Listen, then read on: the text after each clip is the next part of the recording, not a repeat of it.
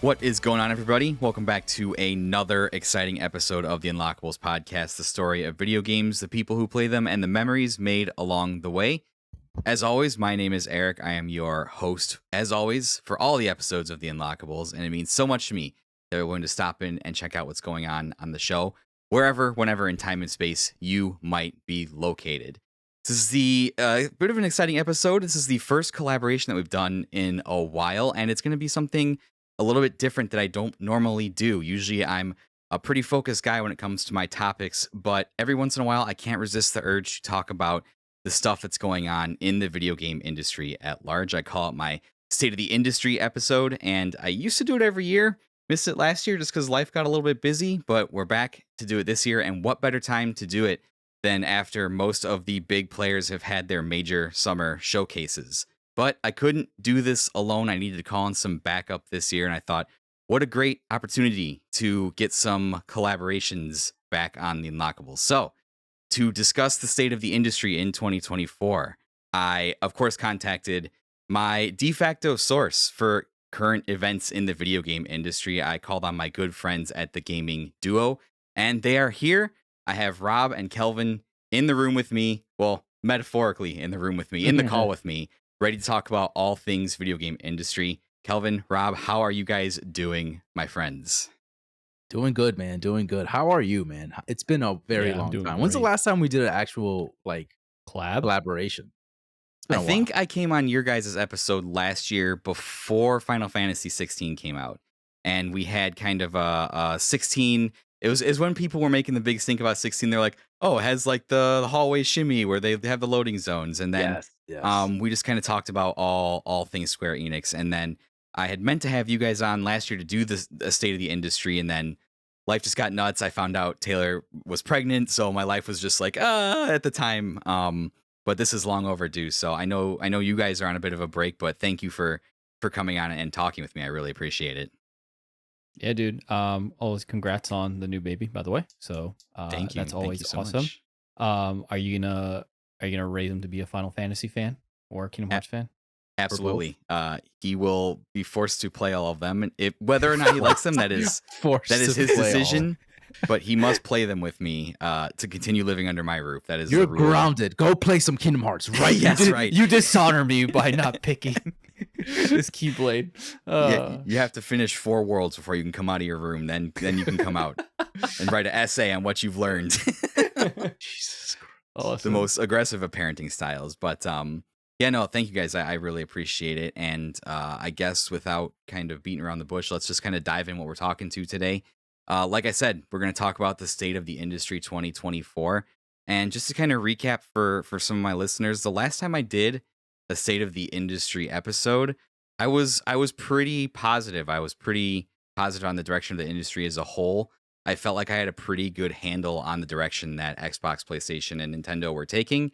Looking back on that episode, I'm not as confident anymore that I kind of know what the general direction of the industry is. There's been a couple of interesting shifts over the past couple of years, which include workforce and labor and stuff like that. So, guys, I just want to kind of toss it over to you right away. Just general question out there. What have you guys kind of seen in the industry over the last couple of years that either gives you pause for optimism, pause for concern, a little bit of both, or just I'll toss it over to whichever one of you guys want to start and just kind of tell me what are you guys feeling about the industry so far from 2023 to 2024? Yeah, you mind if I go, Kelv? You good with that? Go for it. All right, cool. I'm still trying to catch my breath. Little inside joke there. Right.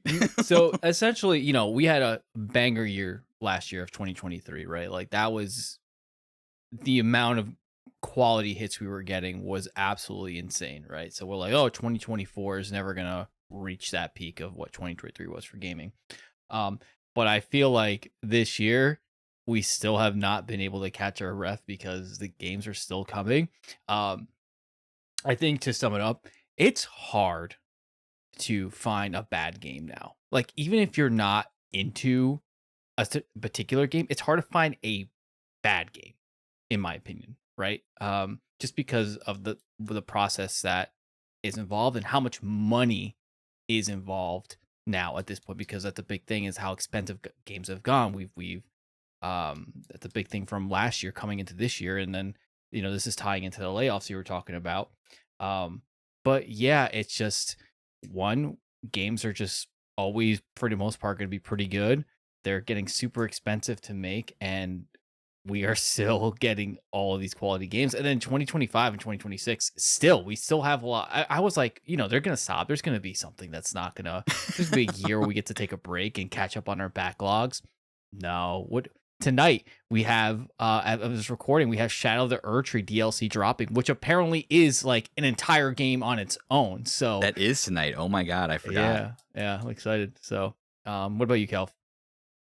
Yeah, I mean, to echo a little bit of what you said, the industry as a whole has, I would say, shifted in the past several years, because it's been a crazy ride, especially again after COVID. Things have gotten a little dicey when it comes to the layoffs and just how much the expense of just one video game can cost an industry, or just an actual like company. So it's been crazy to see, right? It's been crazy to see on one side the amount of games that we're getting, right? The amount of great games that we're getting, and like you said, Rob, like we have Shadow, the DLC for Elden Ring, thank you. And we just have so many other games coming out, especially like the Nintendo Direct that we just saw.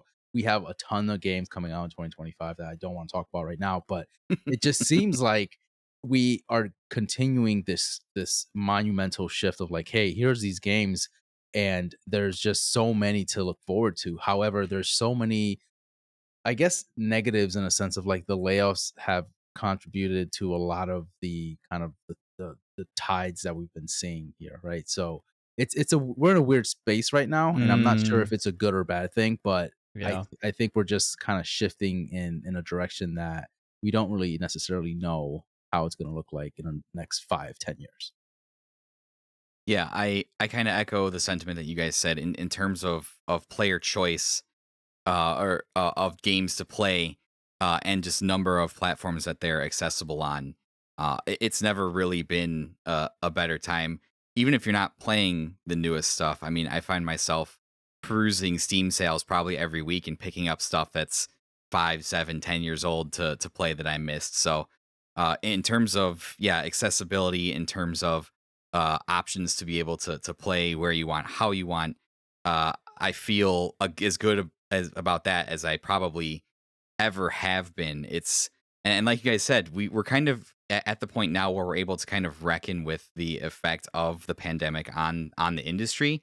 And yeah, we all kind of thought like after 2023 was like the years, like all the stuff that got pushed back in COVID was coming out in 2023, and we got so many bangers, and we're like, okay, like probably going to have a little bit of a lull for like a year and a half here before we start seeing or the drops of the next big wave of stuff. But I would say 24 has not been as robust as 23, but it has by no means been a disappointment. I mean, like you said, we've got Elden Ring DLC that's dropping right now.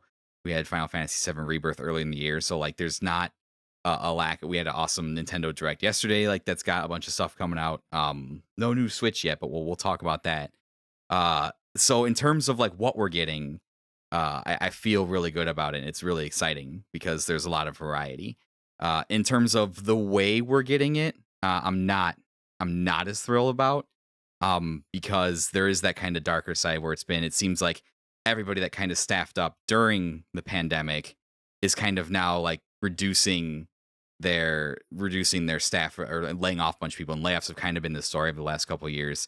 And nobody's really been immune from it. It's been Xbox, it's been PlayStation, it's been Epic, it's been Unity, Ubisoft, it's been everybody.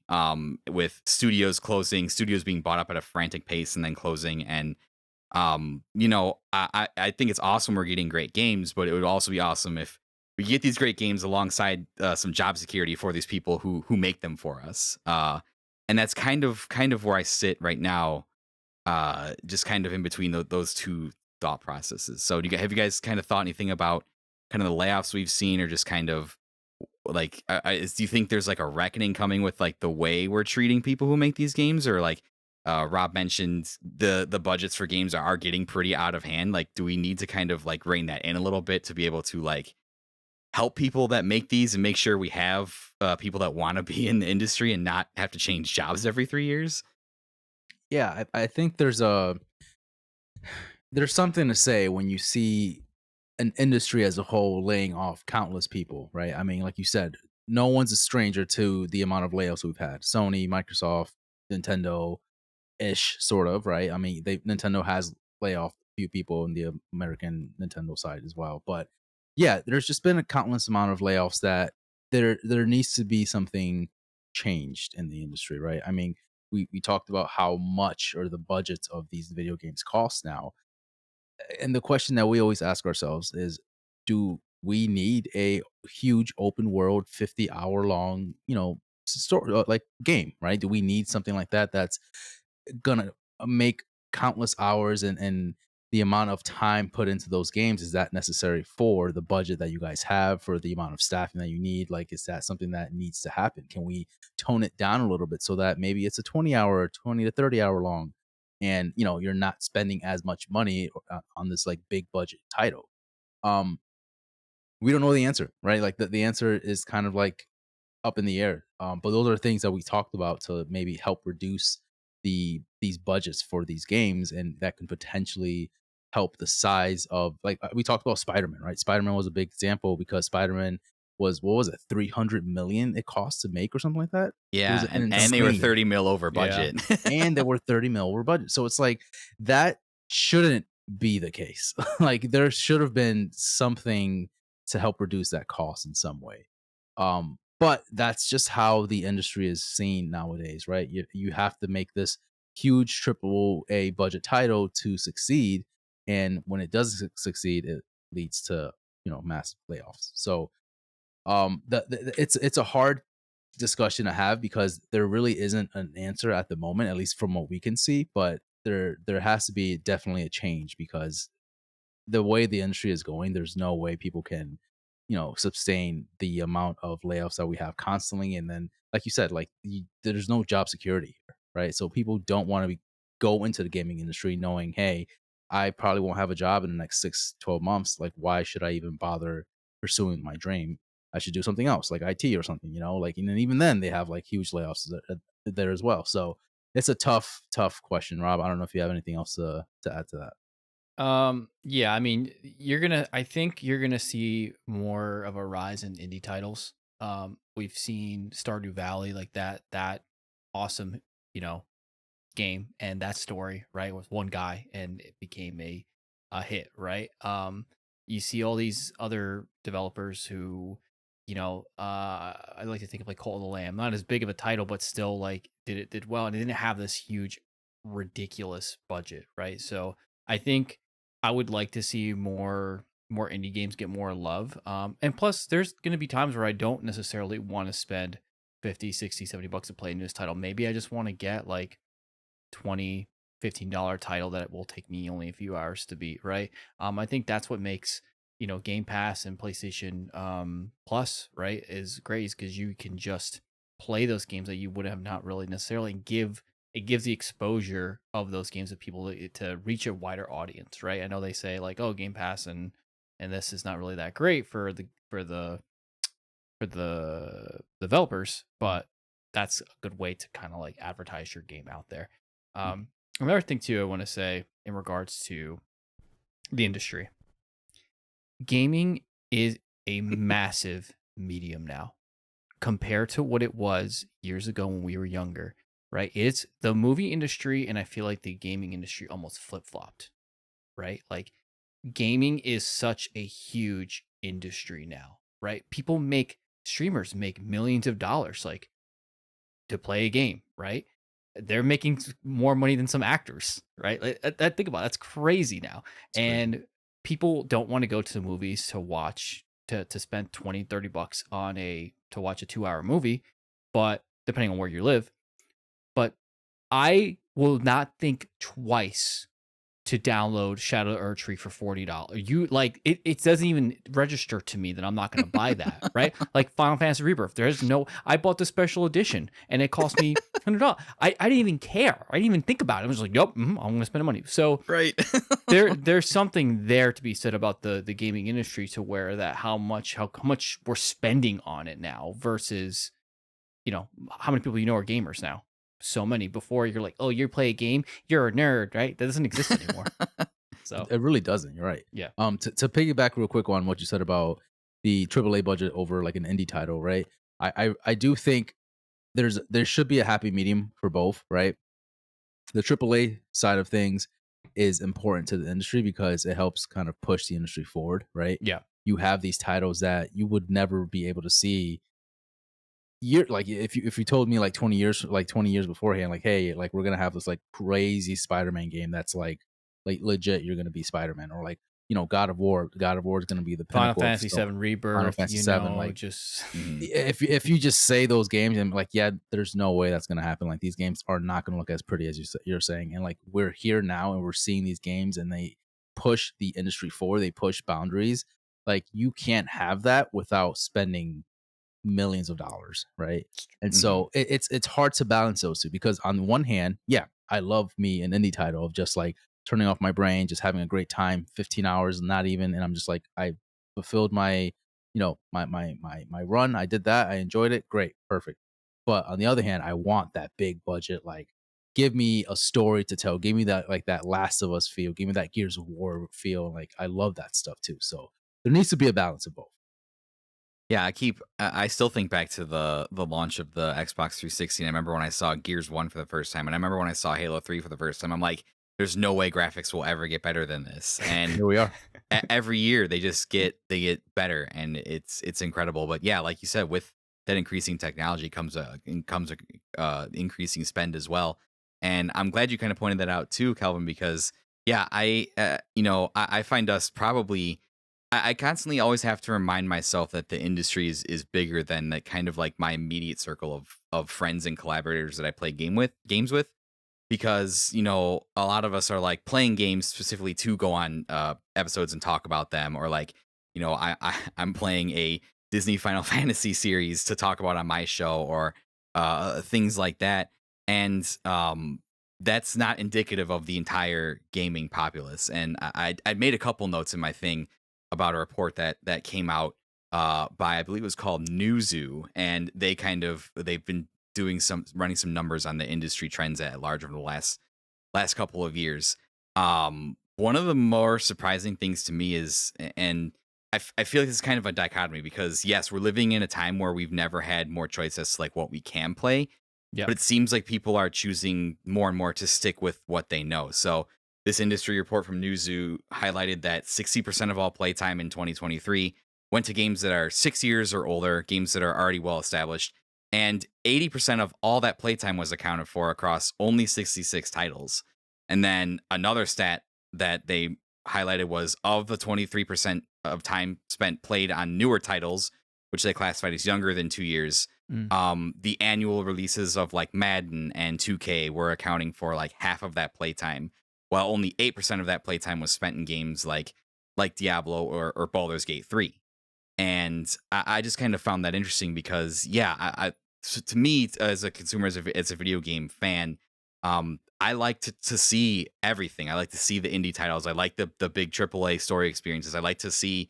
I'm going back and playing older games that I never played before. So I'm literally playing everything, and I always have to stop and remind myself whenever I'm like getting pissed off about something I read on the internet or this or that's not the common indicative way of the way most people play games. Most people come home after work and they'll flip on, they'll play a couple rounds of Call of Duty, or they'll play Madden or FIFA or whatever they're calling it now that it's not FIFA, or 2K or Fortnite, or things that they've invested time in, and games that have been designed to kind of keep you in that game's ecosystem. So I remember doing a state of the industry episode for my older podcast like several years ago, and I kind of made the comment that I thought that there would be several live service games that would establish themselves, and a lot of people would just go to that and play that because those games last a long time. It's not like you play The Last of Us and it's one and done. You've experienced it. Whereas like Right. Fortnite, you can constantly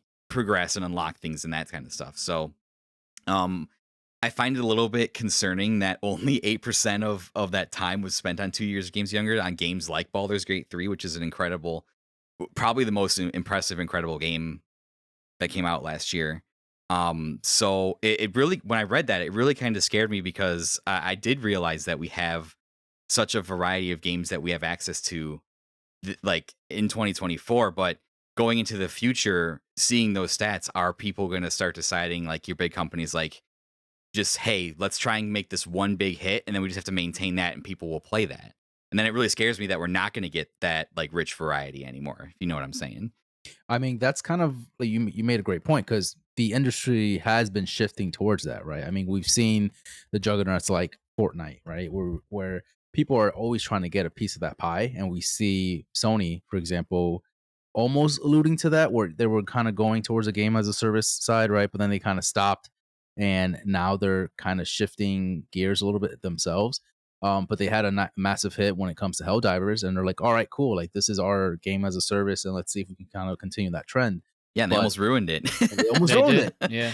But like Came you close. definitely see that industry changing a little bit, right? Let's try to make one massive game, and let's see if people just stick to that. Let's see if we can kind of build a community around this game, and it's kind of like a hit or miss, right? And if it doesn't succeed, then they move on to something else, and it just creates this like this weird space of like, hey, we're there. It doesn't seem like there's a lot of what's the word I'm trying to figure out. That doesn't seem like there's a lot of change or growth in the industry because we've kind of went to this like moment of like, hey, let's try to get everyone to do this same thing that everybody else is doing, right? Right, Again, right. same thing with Fortnite. So it's like, I don't know. It's a weird spot that we're in right now. But I think everyone has kind of gotten the hint of like this doesn't work all the time, and the people that have been doing it for years now.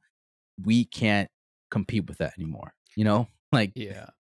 To piggyback off of you, Kelv, about the Helldivers 2 thing, I think Sony saw growth as far as like looking within, right? They released that on Steam. Usually, first party Sony titles you only get to play on PlayStation, right? They say, you know what, this one we're gonna actually release on Steam, and look what happened. Right now, they're like, oh, we should probably release more games on PC now, huh? Like that's probably what gamers want because the majority of people now probably like, I know so many people that don't have consoles, but they have PCs and they just PC game, right? yeah, So it's like they're missing a huge chunk of that pie, and that's where I think it's shifting to where like, not saying that the console boys are dying, like we're a dying breed, like console boys. but I'm just saying like the console wars and like you like this you're an Xbox player play. I Yeah, think realistically, it doesn't matter at this point, right? It's just like play what you're comfortable on, and more people are going to want to release on different platforms for the most part, except if you're Nintendo. Nintendo is in a different. They don't count. I don't know. Yeah, well, they do their own thing. We'll talk Yeah, about them for yeah. sure. But Yeah, we'll talk about it a little bit. but But the yeah, lines are being blurred 100%. You're right. I mean, who would have thought you'll be able to play, a PlayStation title, or even now just released right now. What is the Horizon game, the Lego Horizons game that's being yeah, on Twitch. on it's Switch insane. and PC? Like you would have never seen that happen 10 years ago, right? And here we are. So lines are being blurred. Yeah, and that's really weird because again, on my the last State of the Industry episode I did a couple years ago, I was like, it seemed at least that all three of the big three had like a certain value proposition that would be like, this is why you would buy this console over this console. So like, I was really high on I thought Xbox Game Pass, regardless of its challenges or what happens to the developers and stuff, from like a business standpoint was like a really smart move, giving people choice and having that kind of system. So that's why I was like, I felt like Xbox was really well positioned going into that, and I was like, PlayStation's really well positioned because nobody's making the games that they are. They have a really strong, stable, again, except for Nintendo, but they're kind of their own category. But in the high end console market, which I would count Xbox and PlayStation both competing in, their games are obviously just better made, better constructed. Their narrative games, like that's, you're going to PlayStation for like a premium gaming experience, and then Nintendo obviously will never die because it's Nintendo. And they don't make games, they just print money out of their printing money machines. Um, and now, like you said, Kelvin, it really is kind of blurred. We don't really have that anymore. Like Xbox has basically done a 180 and been like, oh, we're gonna put as many of our games on as many places as we can. And even PlayStation, like you said, with Helldivers, is like, yeah, maybe we need to get our games into more places than just the PlayStation ecosystem to make more money. Yeah. And like I said, Nintendo's just, they are fine. we won't worry about them. Yeah, don't worry about Nintendo. Yeah. So I think it's an interesting point. And I think that's a good spot where we can kind of transition to talking about the big three kind of specifically. And I have on my notes, just in any particular order, I went with Xbox first. So just kind of give a little bit of overviews, kind of like the state of Xbox like right now. And I'm not really 100% sure when I'm going to release this episode, when it gets done being edited. So, but at the time this episode releases, like maybe this is like things are a little bit different. But as of like right now, post major summer game showcases, this is kind of where I feel like everybody is. So, we recently had an Xbox showcase June 9th. Arguably, in my opinion, probably the strongest of the three showcases, which Nintendo Direct's not really a showcase because they just do Directs all the time whenever they feel like it. Personally, I felt Xbox's showcase was a little bit stronger. They showed off things like Black Ops 6, Doom the Dark Ages, State of Decay 3, Dragon Age of Veilguard, Fallout 76, which is Fallout's huge right now, and Starfield DLC. WoW, the War Within expansion, more Sea of Thieves content, Metal Gear Solid 3 remake, Perfect Dark, Fable, Indiana Jones, Avowed, and Gears of War E-Day, which is a prequel to Gears of War, which I'm fucking pumped for. Hell yeah. Let's go. Oh, God, I'm so excited. Marcus and Dom back, baby. And just a couple other little notes, too. Earlier this year, we found out that Microsoft made 31% less on console sales in Q1 than it did in Q1 of 2023. This is kind of hard to judge because Microsoft doesn't report Xbox units sold, but just changes in revenue. But their reported quarter gaming revenue was up 51% year over year. And analysts said that was driven mostly by the Activision Blizzard merger, Game Pass subscriptions, which that makes sense. We kind of just talked about how, they have a big live service, Call of Duty and WoW and those type of established games that they own now. And an interesting stat here too, Microsoft now publishes more top selling games on the PlayStation than Sony does, which I found that kind of funny. That is funny. The kind of downside to Xbox was kind of a big blow we got this year. It kind of came out of nowhere. Despite after years of studio acquisitions and how they promised they were acquiring these studios to foster an environment for teams to develop creative new first-party titles, Microsoft went and closed Tango Gameworks after Hi-Fi Rush looked like it was a breakout hit, and they did the same to Arcane Austin after Redfall was not as much of a hit, which is my understanding. And there were several other cuts at Bethesda and ZeniMax and Bethesda-related studios. So. And that's when Phil Spencer kind of came out and was like, yeah, we probably need to put our games on more consoles, and kind of shied away from the Xbox exclusive. So that was just kind of my impressions of kind of where Xbox is currently. When it comes to Xbox, how do you guys feel? What are your thoughts on it as a brand, as a publisher, as Microsoft as a publisher? Just some of those kind of thoughts. Kelvin, I'll let you take this one first. Oh, sure. Yeah, so Xbox has been in the media for quite some time now, right? Because of the acquisition, that was their big thing, right? Everyone's been talking about that. Once that was done, things were looking pretty good for Microsoft, and then of course the layoffs started happening, and they kept kind of going in this like up and down thing where it just seemed like they can't catch a break. They take one step forward, two steps back sometimes, right? And so after that showcase for me, I think it really shifted gears in seeing that, okay, Hey. you like that? It showed that Xbox has games to show. They needed some time to get cooking, right? There was a lot of acquisitions throughout the years for Xbox, right? And the developers needed time to show us what they have, right? And I think this showcase that they gave us was that brand, like that whole acquisition that they've been trying to do for the past several years now, this is the result of that, right? We were finally able to see games like, Doom, and games that, like, we were like Perfect Dark, Fable, like those games that we've been waiting for quite some time, and we were actually able to see them in full effect. Some release dates, some not, but for the most part, they really put in a lot, and they packed a lot of great games in this showcase. As far as what I can tell, Xbox has shifted their kind of whole strategy when it comes to Game Pass. And I think for the better, right? I think, again, they have been the industry leaders when it comes to changing the industry as a whole, right? I mean, Game Pass started out and people would never think of a Netflix style of, games as a service, right? And now we're seeing Game Pass as like one of these things that we go to play games that, you just want to pick up something, try it out, and, it's something that you should have in your pocket, always as a gamer, right? Um and now it seems like they're shifting gears when it comes to, well, let's try to release games everywhere. Let's try to make sure that everyone has the opportunity to play titles from, whether it's on PC, whether it's on our console, whether it's on Sony's console. Like, these are things that push the industry forward. It's just going to take some time for them to really get things going again. With the same thing when it comes to their titles, like, it just took them a long time to get things moving. Now it's time for them to, like, really shift gears and see how they're going to change their strategy as a whole. And it might not really sit well with a lot of people, because who would want to, buy a Xbox in 2024 and then to come to find out, most of the AAA titles that they have are going to be on PC or PlayStation, and it's like, well, why did I buy this? Why did I buy an Xbox for?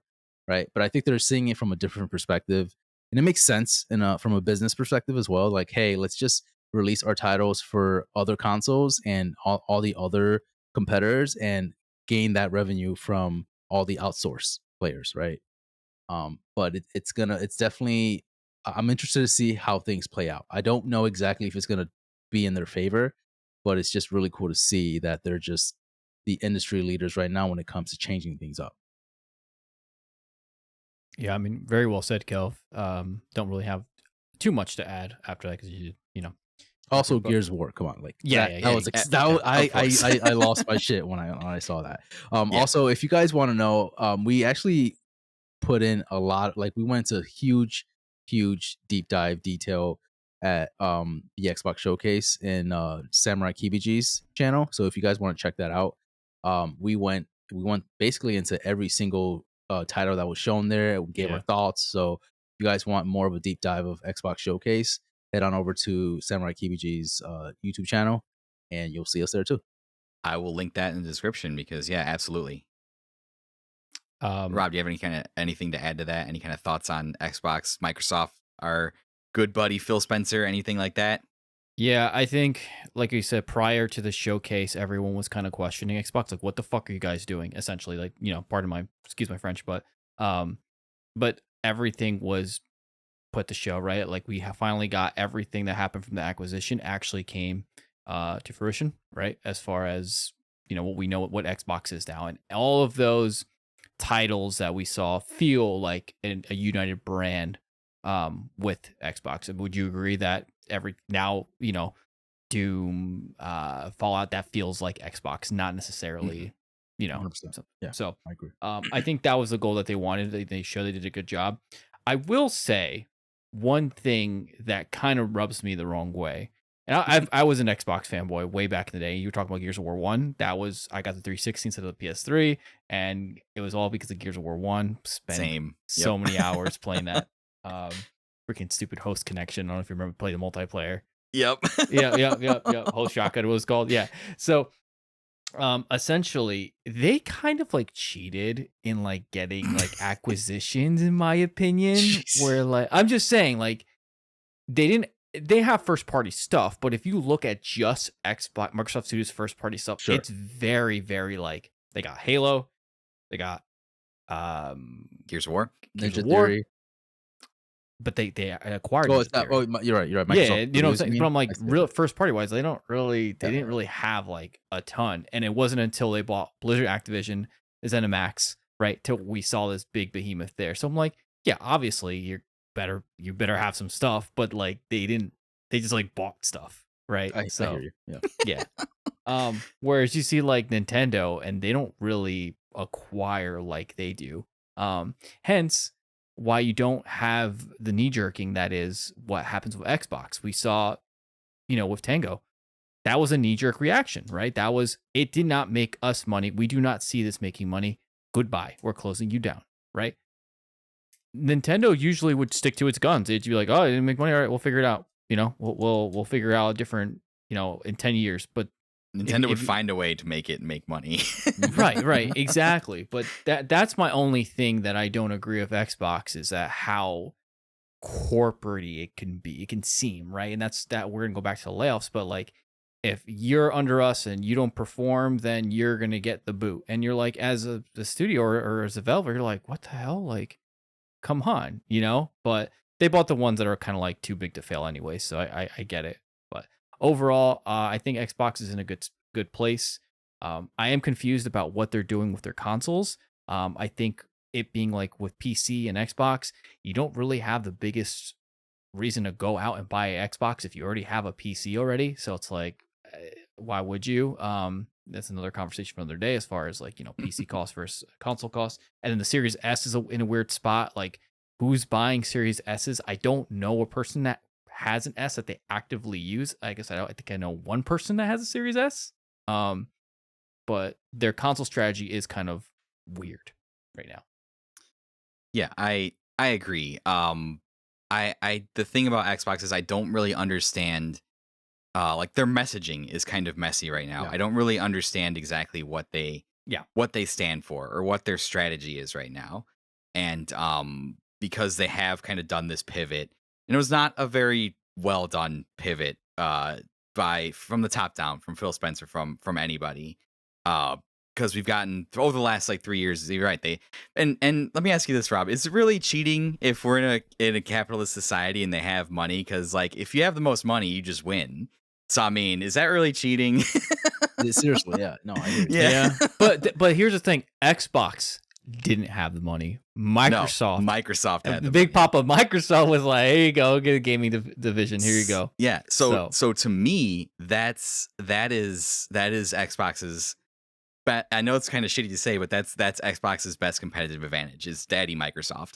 Yeah, because people, I feel like in the Twitter arguments and the Twitter comments, people are like, "Oh, Xbox dead." It's like Xbox is not dead. Microsoft is the second most valuable company on the planet. They're not gonna let it die. And I just think outside of Xbox, I think that Microsoft has the tools and the infrastructure in place for like the future to kind of where gaming is headed.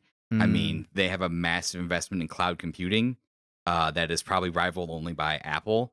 Infrastructure that PlayStation certainly can't match. And they have their aggressive investment, as much as I don't like this, in AI. Yeah. Like their partnership with OpenAI and how aggressive they've been on that. So like, as it seems to me that high-end console gaming, and you guys both alluded to it, is becoming more PC-like. And in that race, Microsoft's been the PC company, so it really kind of favors them. It's just on the gaming side, they're kind of, like you said, they're kind of in this weird spot. And yes, they were able to buy their studios and buy their exclusives and all that stuff. So it's just I think I'm not worried about the future of Xbox in any capacity. I'm actually excited for it. I'm actually exactly. I am too. And I for really the perception seems to be that Sony is continually kicking Microsoft's ass, and if you're counting just like console sales and stuff, I think that's a very easy perception to see. But Microsoft Gaming makes a shit ton of money on software, on publishing, and all that stuff. So like they're not. It's not a 1-to-1 comparison. So I'm not. I think that competition is, if you want to have this console war, is closer than what it is perceived. I just want to see. I want to see Xbox get back to the point where they have that like respect, because I'm the same as Rob. I was a PS2 guy, and then I played Gears of War, and that got me to switch to the 360. And the 360 was an incredible console. With it, that's Xbox Live. I mean, that's Halo 3. I mean, that's memories, man. I mean, anybody you talk to has really fond memories of the 360, and feel like that was kind of the height of Xbox. And I keep wanting them to get back to that pedestal where they were, about how awesome the 360 was, and how everyone was like, oh fuck, like they're respected in the industry and not just kind of like a punching bag. But yeah, I'm not super worried about Xbox's survival. It's just whether or not I can't and people are like too, they're like, will they abandon I don't even foresee them abandoning hardware yet. I don't see how that's possible. No. So they're I'll definitely also add. Sorry, Kelv. I'm just gonna say real quick, they're definitely in the hardware space for quite some time. I think they even alluded to, the next gen consoles being worked on at some point, or something along the lines of like they have something special for us in the near future when it comes to hardware. So they're definitely, here to stay for the hardware side of things. I was just gonna add that Microsoft recently had like their like AI convention. I forget what it was called, but they essentially revealed their like MacBook Predator. I think it's called like the Surface. I think it's called like the Surface Pro or something like that. It's like their version of essentially a high end laptop for Microsoft that competes with that, and it uses AI and stuff like that. So I can see that, like, as far as the hardware space goes, like I think they're just actually might be getting started with the hardware stuff. Mhm. They know that people want something more premium, and they're gonna be, what's better than just like a nice new shiny Xbox, right? Like, but it has like a different feel to it, right? What if they come in a couple of months, like, we're gonna give you this really high performing thing, and it's just this beautiful, just like super ultra powerful console. It might cost a bunch of money, but like people are gonna buy it, right? Especially Yeah. for the games that the lineup that they have right now coming in. Do I want to play Gears of War? If the new Gears of War and they're like, hey, here's a shiny new Xbox that can play it really well. Yeah. Do you want the Xbox to play your new Gears of War game that you played when you were on your 360? Do you want that? Yeah, that sounds good to me. I'm gonna do But that. here's the thing, Robin, and I'm just gonna play devil's advocate You're right gonna now. burst my The issue right now that console war or people are just going back and forth with right now is the fact that, yes, that's great. If you make a $600-$700 console, fantastic, right? But you're also bringing these games to your competitors. So why would I want to spend money on a brand new console when I have a PS5 or a PS5 Pro that's coming, whatever, and this is not confirmed, but like say Gears of War E-Day comes out on PlayStation. Like again, I'm not saying it's That gonna would be happen, but insane. that'd be insane, right? But Blow like my mind. these are things that are kind of happening. And I mean, Doom, for example, obviously it's no Gears of War, but it is this is their title now, right? And Doom is going to be on PlayStation. So why would I spend money on a new console for Xbox when I have a PS5 ready? I can just buy Doom on my PS5. And so Yeah. that's kind of like the drift right now, like the shift. I agree. Yeah. Yeah, that you make a good point. It just I think consumers are going to consume with whenever there's like a new thing.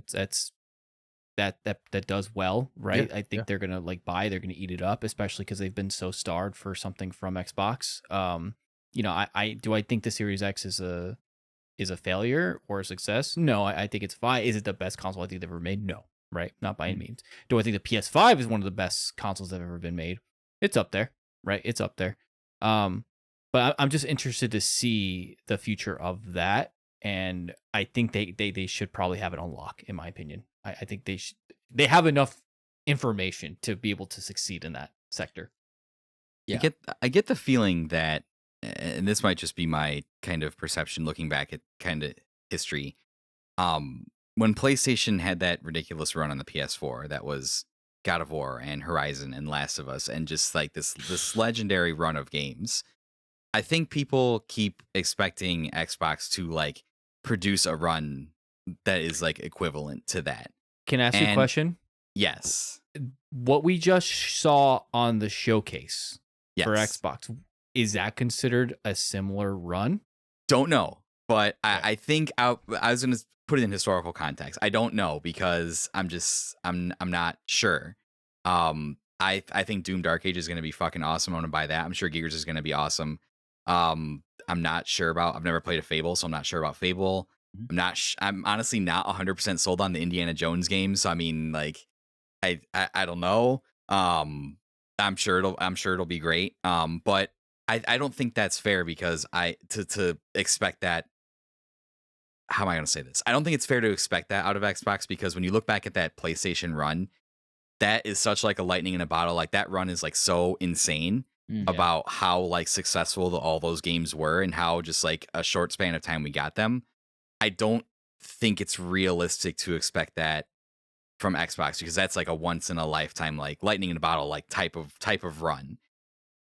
Even now with PS5, I still think people are expecting that from Sony. And now that the games are slowing down, we're not getting that run. We'll talk about Sony in a second. Like, I just don't think that's realistic in a post-COVID world, post-COVID industry. So I think that part of the problem is I think that people have to adjust their expectations. Right. And we'll talk about that when I have a story about the Nintendo showcase when we talk about that. But yeah, I think has Xbox made some mistakes? Yes. Have they probably shot themselves in the foot unnecessarily? Yes, probably.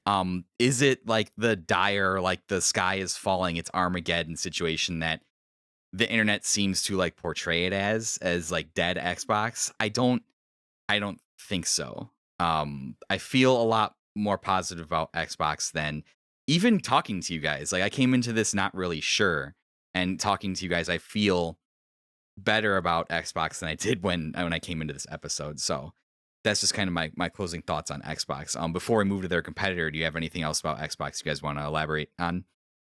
Yeah, my last thing before we move on. So as far as Xbox goes, I think when we touched a little bit on this whole conversation, but they need to tighten up their strategy and the way they present, what they're doing, right? What's their strategy? What does Xbox mean as a whole, right? We know what Nintendo means, right? Nintendo just makes their Nintendo ass games and it works well for them, right? And it's perfect, right? We just saw their direct. It was great. Like, we'll talk more about that later, but Sony, we know them for their AAA budget titles. We're going to get these like high budget, like, you go for PS5 for like a premium experience.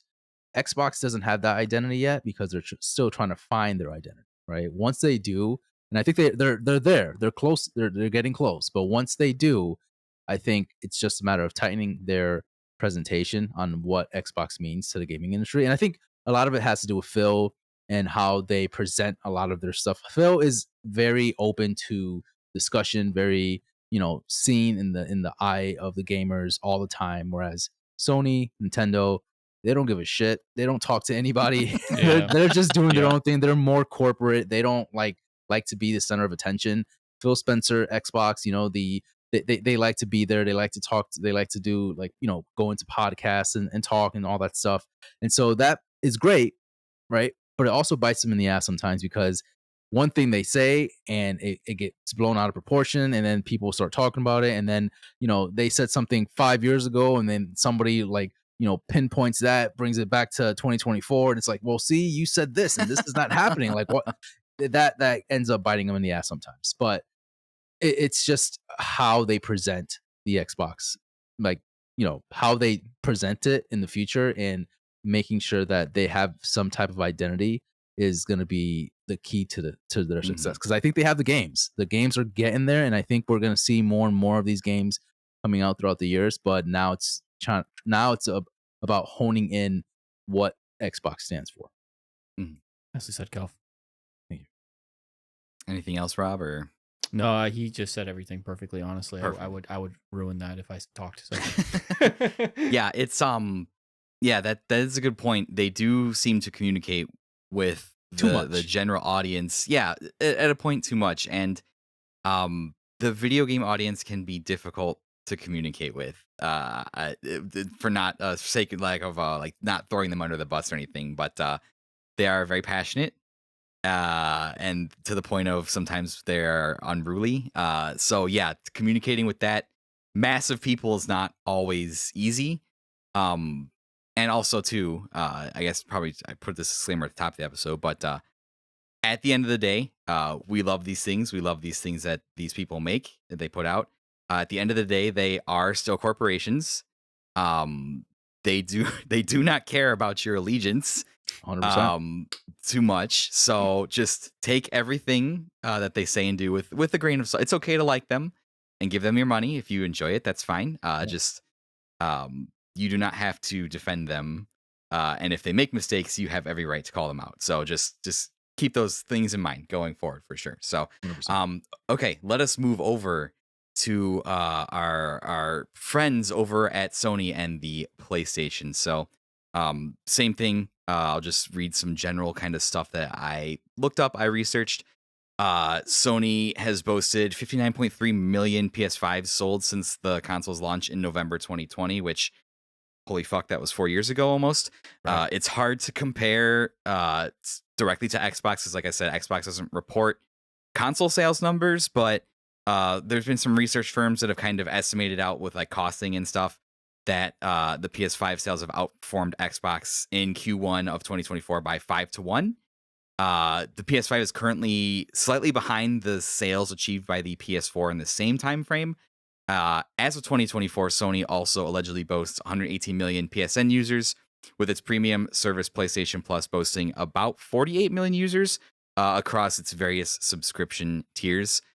Despite that, Sony has not been immune to the layoffs sweeping the industry either. Earlier this year, they laid off about 900 jobs across several studios. They closed their London studio entirely, and even their crown jewels like Insomniac and Naughty Dog were hit with layoffs, which is kind of surprising. They also suffered another massive data leak that gave us some interesting insights into what the studios were up to. Insomniac was probably the most heavily impacted by that leak. They had data on their upcoming Wolverine game leaked, as well as I think early development of the Spider-Man 2 sequel. And it came out that the leak revealed that Spider-Man 2 had a $270 million budget, and it was $30 million over budget. So I think that was kind of the time where we were all like, wow, games are getting expensive. Sony had a state of play in May, just before June started. I think theirs was probably the most reserved of the three major showcases. They showed things like an Astro Bot sequel, Monster Hunter Wilds, God of War Ragnarok on PC, the Silent Hill 2 remake. My personal favorite, one thing I threw in there, Dynasty Warriors Origins. Hell yeah, let's go. Okay, all right. A video game called Behemoth Ballad of Antara, Where the Minds Meet, just to name a few.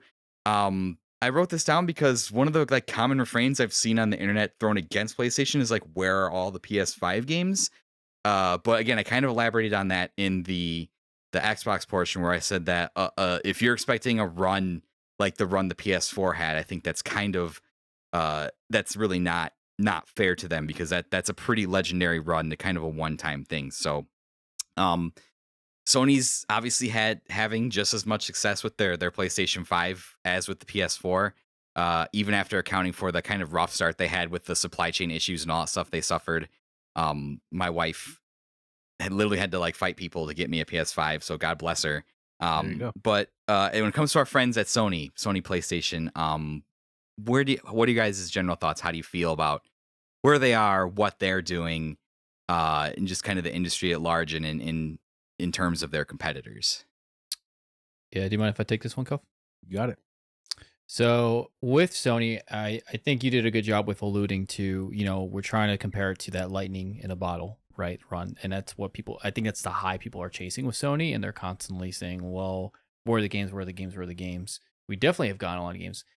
But the PlayStation 5 has been out for about 4 years now at this point, right? So if I Nuts. just do a quick look at some of the games, right? We had Ratchet and Clank Rift Apart, Astro's Playroom, Marvel Spider-Man 2, Ghost of Tsushima. No, that was PS4. Stellar Blade, Final Fantasy Rebirth, Final Fantasy 16, God of War Ragnarok. Now, I'm going to take God of War Ragnarok.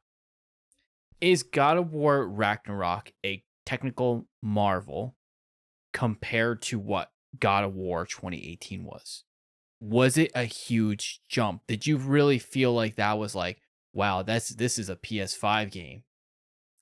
I personally didn't feel that. I felt like it was just, don't get me wrong, it's Mm. pretty. It was a continuation, but it didn't like break around like, like when Last of Us came out, right? When that game came out. We have other games like Returnal. We have Demon Souls. That's a remake. We have Rise of the Ronin. Um, that's if you look at it, that's really Helldivers 2. There's not a ton here. So I agree with you where we're trying to capture the lightning, but there's still not a lot. If you look at the list, like there's not a ton of like, oh, come here to Sony to get the AAA experience. But like, okay, I'll get your AAA experience, but am I getting 1, 2 a year tops? That I don't say not recently. Yeah, it's tough to say because going back to the PS4 era, right? When we had the Last of Us, when we had Ghost of Tsushima, we had, um God of Death War. Stranding, we had that. Yeah, Yeah, yeah. those were pinnacle titles, and lightning can't strike twice, right? It's like they can't have these budget titles come out and then expect the same the following year. Like these titles take years to make, right? So I foresee that somewhat happening maybe next year, right? Where we get two of Sony's, first party studios come out on in 2025. I would assume something along the lines of Insomniac, or I don't know, like maybe another first party title or studio comes out with something. But I would never expect, and maybe it's just me because I'm just we understand the industry a little bit more than other people. But like I wouldn't expect Sony to release those banger of titles every year, right? They kind of do a good job of sprinkling in their third party help, right? Where, like you said, Yeah. Rob, we have Final Fantasy 7, right? We have Final Fantasy 16. That was technically a Sony exclusive. There's some sprinkled in there that's not necessarily first party, but they, business strategy, they try to make deals with other publishers to help kind of compensate for that, right? And I think it works. I don't personally mind it. I think I like that, right? I like that there's other titles that you can probably only get on PlayStation that, aren't the first party budget titles that you're looking for from like Naughty Dog or, Sucker Punch or whatever. And it helps kind of break that monotony a little bit, right? Because in my opinion, I love Sony, right? Sony's like my number one kind Mhm. of console that I go to, but they do tend to make the same games over and over in a sense, right? It's not very different when it comes like Helldivers was different for sure, right? But like for the most part, first party titles, you have like your over the shoulder, story Third driven person. third Yeah. person, like it's kind of like the same thing, right? So I personally like it. As far as what Sony's doing right now, I think they're in a good spot. I think, they're just doing their thing. They have again, they understand what Sony and PlayStation stands for. They know what they're doing as far as like, all right, well, we have these titles at work. We're gonna release them when we can. In the meantime, here's Silent Hill 2 remake. Here's Final Fantasy 16, Final Fantasy 7. Like there's titles that you can play only on PlayStation, and you just wait for the big budget like premium titles that we have coming. And that's kind of like their whole strategy, their whole spiel. Yeah, I would say too that they've done a good job with establishing that they are the home console. They are the home console. Whenever you look at like a TikTok or Instagram and it's like someone playing a game or something, what is the first thing they show? They always show them it's a PS5. It's never an Xbox Mhm. Series X. It's always a PlayStation. They're always showing, they did a little beep where like the wife or the girlfriend hears it and she's like, "What are you doing?" It's always Yeah, and it's the I love PlayStation that. beep. Yep. yeah. I, So I with love that. PlayStation, Like when we had that issue, like the shortage in PlayStations, like the amount of TikToks that I've seen or videos on Twitter where it's like people are trying to like their girlfriend or wife trying to get a PlayStation for their boyfriend or husband. Like it was like that was my feed all the time. And I'm just like, damn, like that's just the power of the brand of PlayStation, right? it's the console to have in your house. It is the one, right? So I agree. It got me to switch off Xbox as my main console. Just because of like the reason Calvin just said, like that was my feed too, was people looking for them, and I'm like, man, I gotta have one of these. It's just that's how it worked. In terms of what Rob was saying, in terms of like God of War Ragnarok, I agree with you, and this was one of my things um most of the sequels to that legendary Sony run, right? So like Horizon Forbidden West, God of War Ragnarok. I haven't played Last of Us 2 yet, but I just know from the general rumbling and stuff that that one wasn't as received as well for probably reasons more outside of video games, but we won't open that can of worms.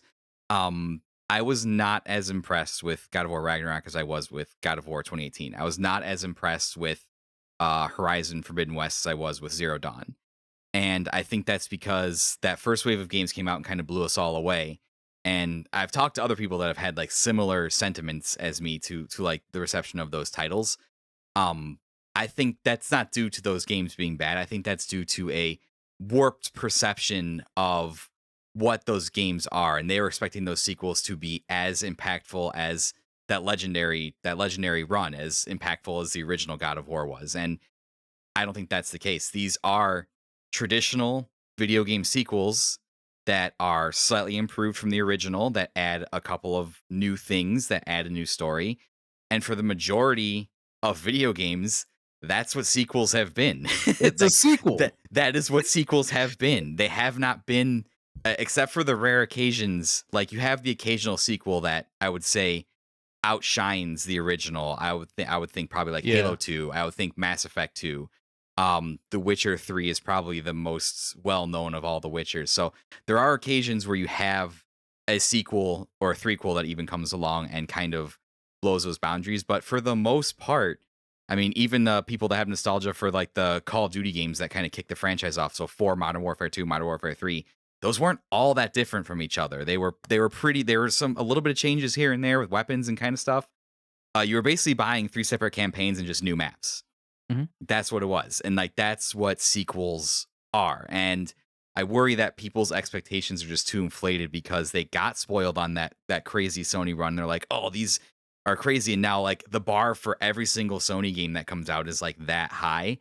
And I don't they don't all have to like our perception of like success in the video game industry, and I blame Sony on this because of that run, not because they did it. They didn't do it on Right. purpose, but Yeah. that run has kind of warped our perception as like what a successful game in the industry is. And it doesn't have to be like when I saw that number for Spider-Man 2, that 300 million, like my heart stopped.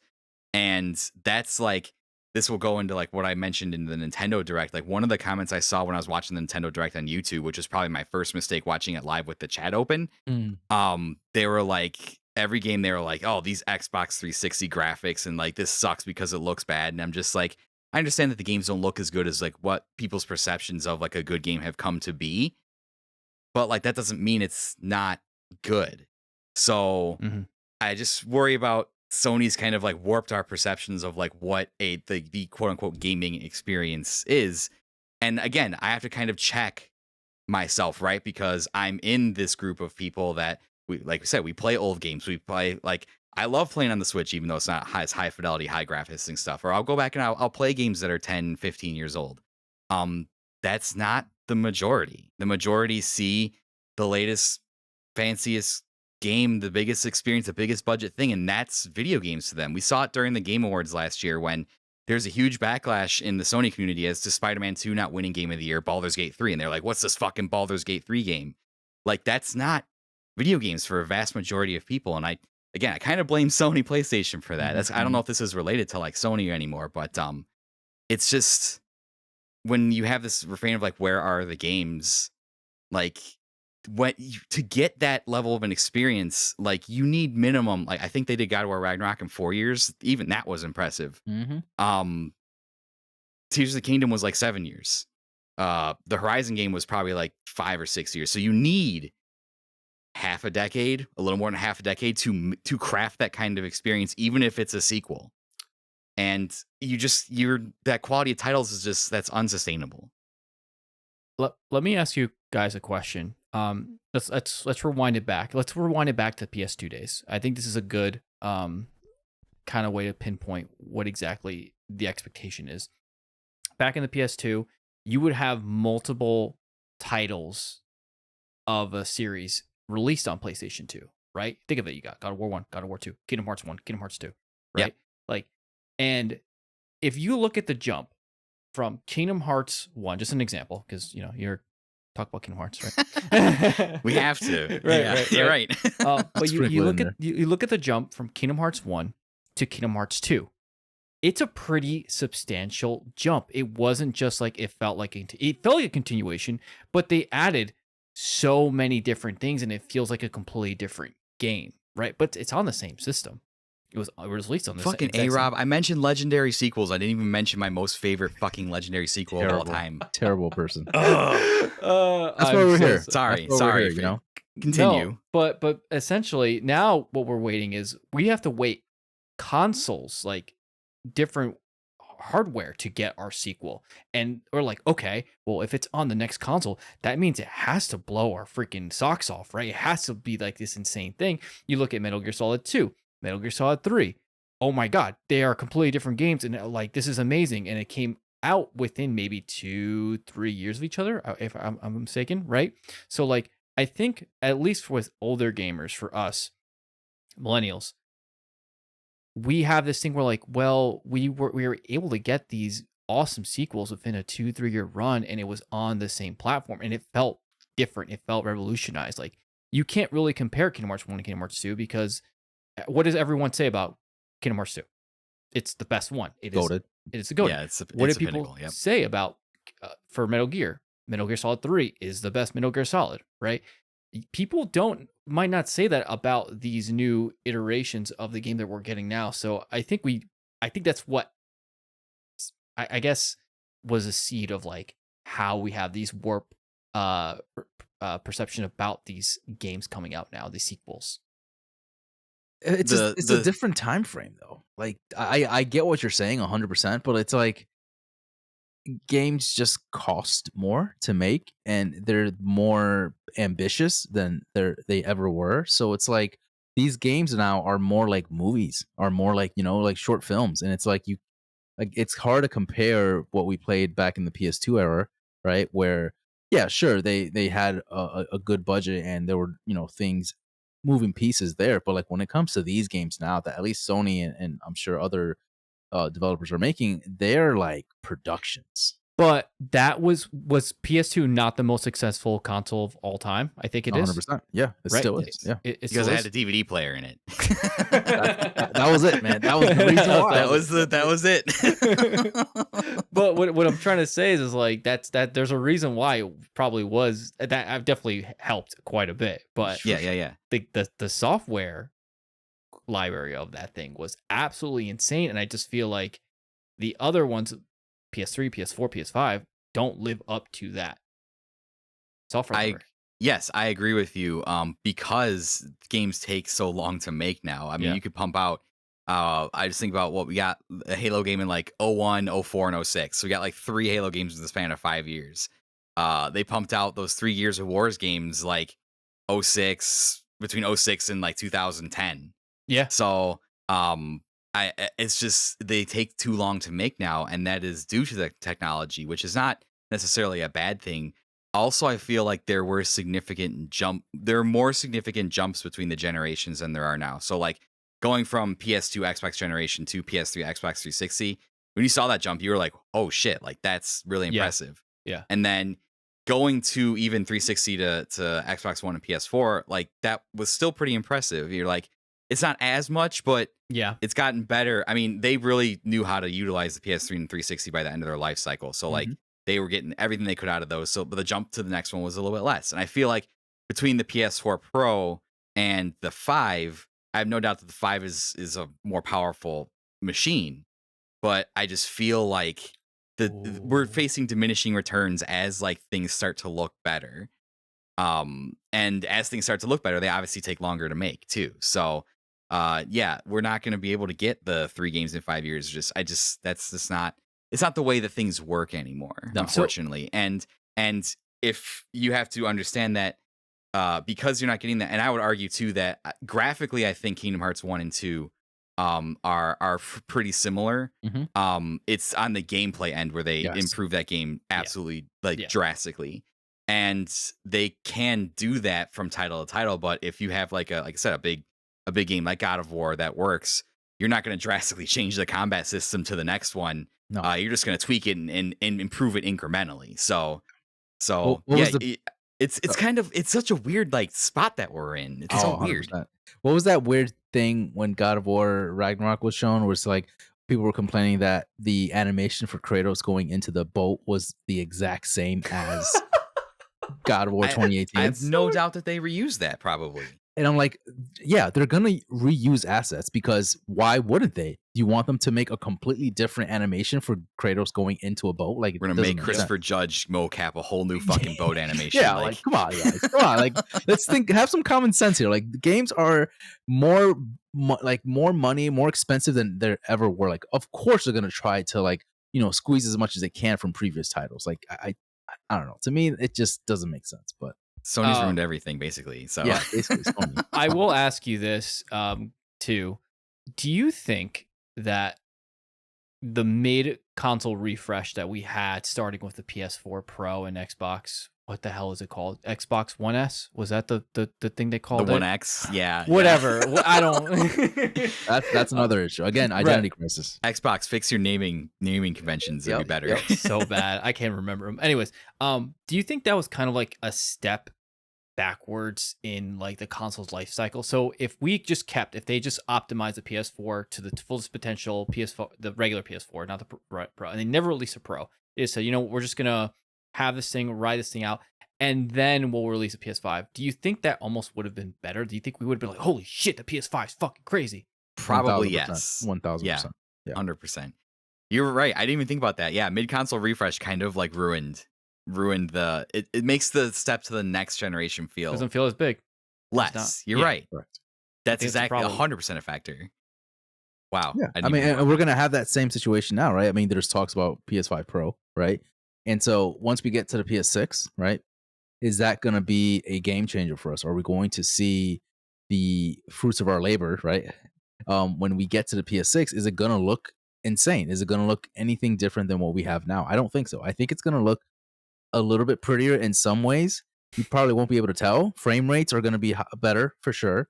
But like when it comes to detail, I think this is it. I think we've reached the pinnacle for the most part as far as how pretty games look like, and things are going to be tweaked here and there as far as performance goes, right? But Listen, the PS6 is actually going to be able to do 8K. All right, they were just kidding about the They were just PS5. The kidding, yeah. PS5, they were like, maybe with no. need it- that 240 FPS, baby. Let's Yeah, go. Like, seriously, just seriously. so buttery smooth. Yeah, and eventually to point too, like I wouldn't want. We're totally off Sony at this point. This is more of a philosophical video game conversation now. But I love it. I love it. at some point, I wouldn't. If we're approaching like lifelike looking graphics, I personally wouldn't want that. Like I don't need that level of immersion in my visuals. Like I get my immersion from like other things like story and stuff like that. But like if I wanted lifelike, I would just turn on the TV and watch like a show. Like Right. I like a little bit of like feeling like it's a video game, I don't need it to be like, and I think the mid console refreshes probably matter more to people that care more about like the specs, right? Mhm. That's never been me. FPS and refresh and all this kind of stuff and all that kind of stuff just has never really like bothered me or affected me really. Like I don't really care about it because I just don't. But for some people, like that's really, really important. So yeah, we absolutely lose by having that half step. We lose the value of the full step to the next generation. And like, at what point are we just going to stop having generation? As it'll just be like, oh, here's like a new PlayStation that's like slightly better every like 3 or 4 years, and it's just a PlayStation machine. Mhm. It's like you would a PC. Like it's like, oh well, I have my PC. I just gotta like update the graphics card or something. Or Mhm. I don't know. I would hate for everything to be like homogenized into like like it is like a PC, because I think the console experience is like super cool and super unique. Mhm. But I just don't know. Somehow this all feels like it's Sony's fault. It's Sony's fault at the end of the day. I just want to say before we move on, I in my head I was like, okay, I think with the whole refresh thing, before we actually got confirmation that this was happening, right back in the PS4 era, I was like optimistic because I'm like, oh, are we able to like customize our consoles? Like that would be kind of Mm. cool.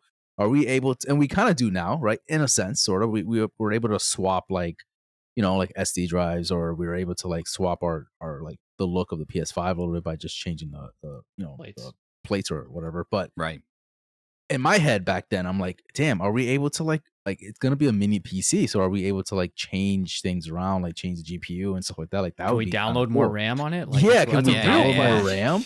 So like Need to that download more was RAM. really like I thought where we were gonna head to, but obviously that's not the case. And maybe that might be the case in the future, but Right. would that be something that you would look forward to now, or the mid refresh like kind of era that we're in right now?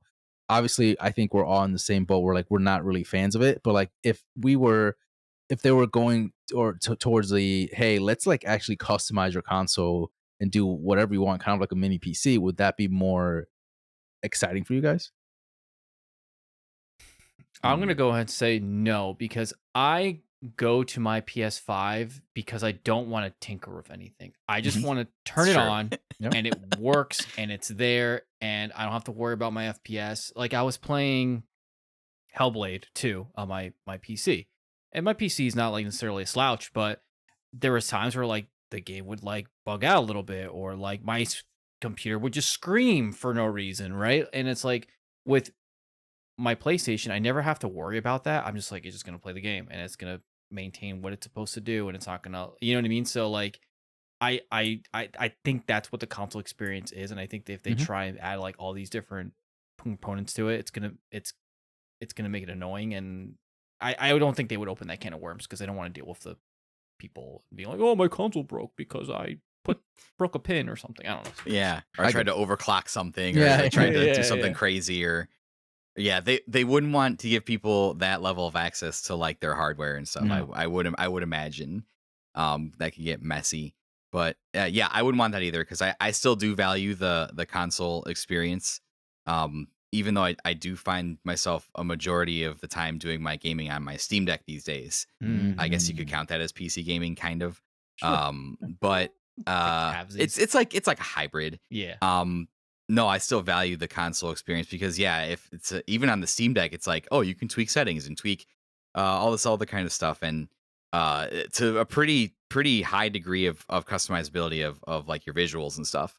And most I know you can do that on the PlayStation, but a lot of the PlayStation like visual settings are just like, here's like HDR mode, here's like dynamic mode, and it's like I don't have to think about like what all the numbers mean. I can just switch it if I want to, but most of the time I can just turn it on and play the game, and I'm perfectly happy. And yeah, I wouldn't want to get into this like, oh, well, my friend has like a PlayStation that's got like overclocked this and has like like, I downloaded 64 gigs of RAM or whatever, and like all that stuff. Yeah, I wouldn't like that. But I wonder if we are heading in like a direction where it's like the generation lines are like blurred, Mhm. and it's Mhm. just kind of like, oh, okay, like every 3 to 5 years is like this is like the most updated PlayStation.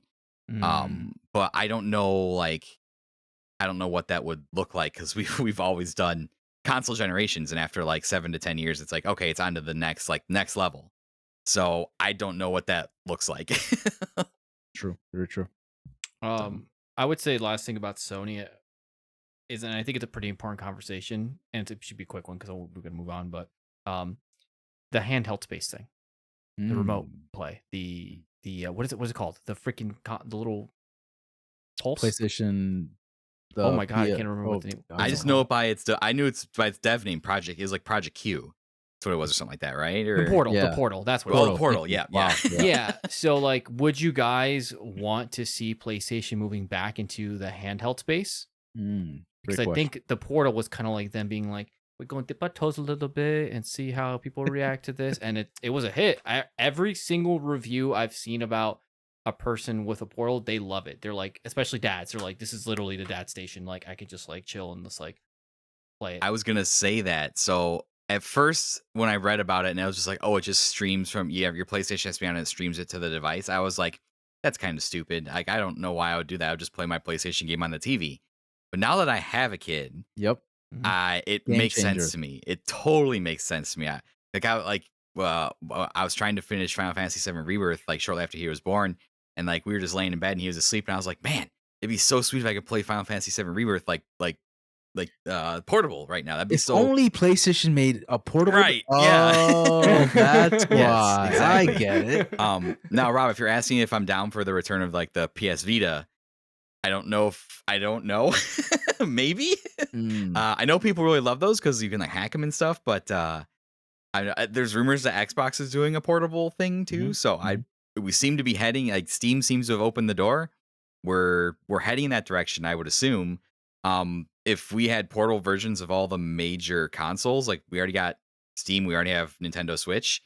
As a dad, I necessarily wouldn't be opposed to that. But again, are we then like ruining the console experience by having just handheld portables?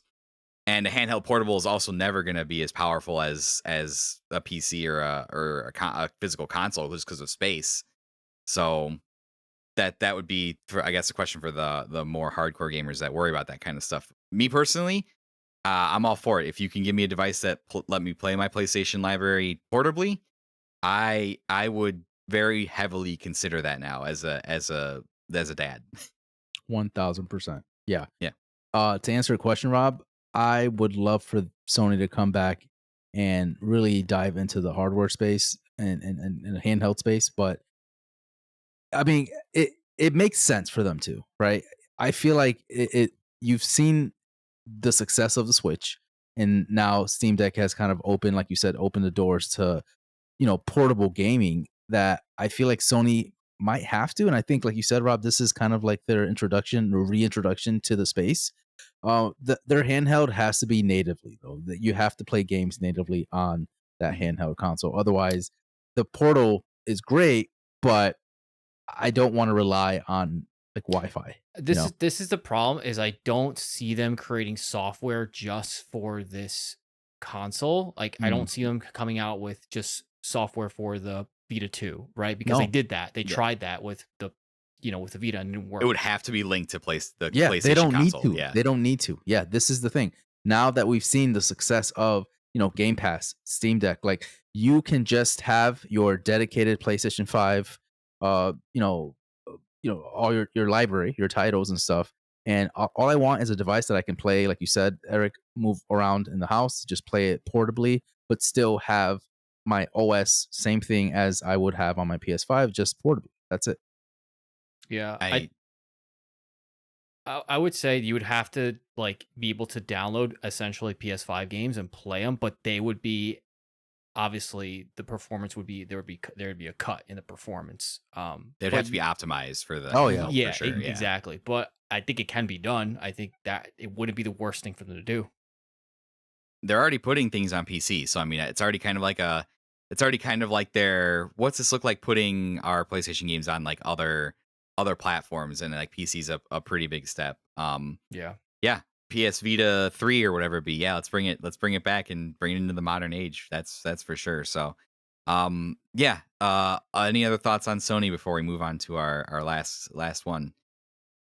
Sony's fault. That's it. Sony's fault. You're right. Yeah, Sony kind of kicked off a more existential conversation about games as a whole. So thanks, Sony. We appreciate it. Hopefully they don't close Bungie. I'd be really sad. Let's not do that. Anyways, let's move over to our friends across the pond, the bigger pond, over at Nintendo. Nintendo excused themselves from the Xbox PlayStation fight nearly 2 decades ago. They were just like, we're not going to compete with that. We're going to do our own thing. And they've been marching to the beat of their own drum ever since, to mostly pretty major success. The Switch sales are currently sitting at 141 million, which is insane. 12 million shy of their best-selling console ever, the Nintendo DS, which is mind-blowing.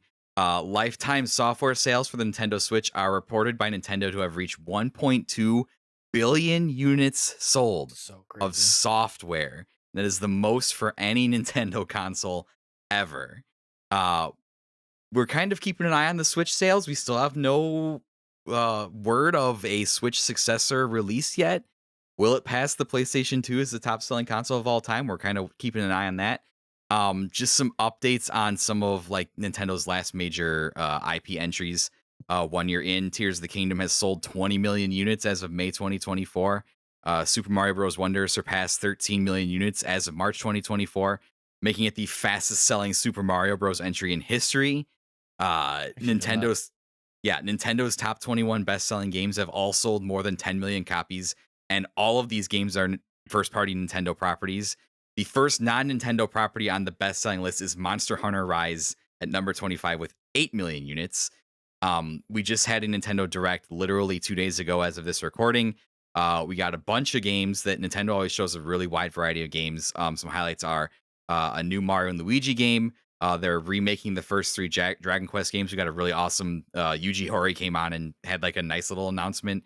We're getting a new Zelda game where you can play Zelda in the style of the Link's Awakening remake. That's really cool. Finally, Metroid Prime 4 resurfaced. Oh, Dude, I was convinced that game was just in the abyss and Nintendo was just going to never mention it again. Just pretend like it never happened.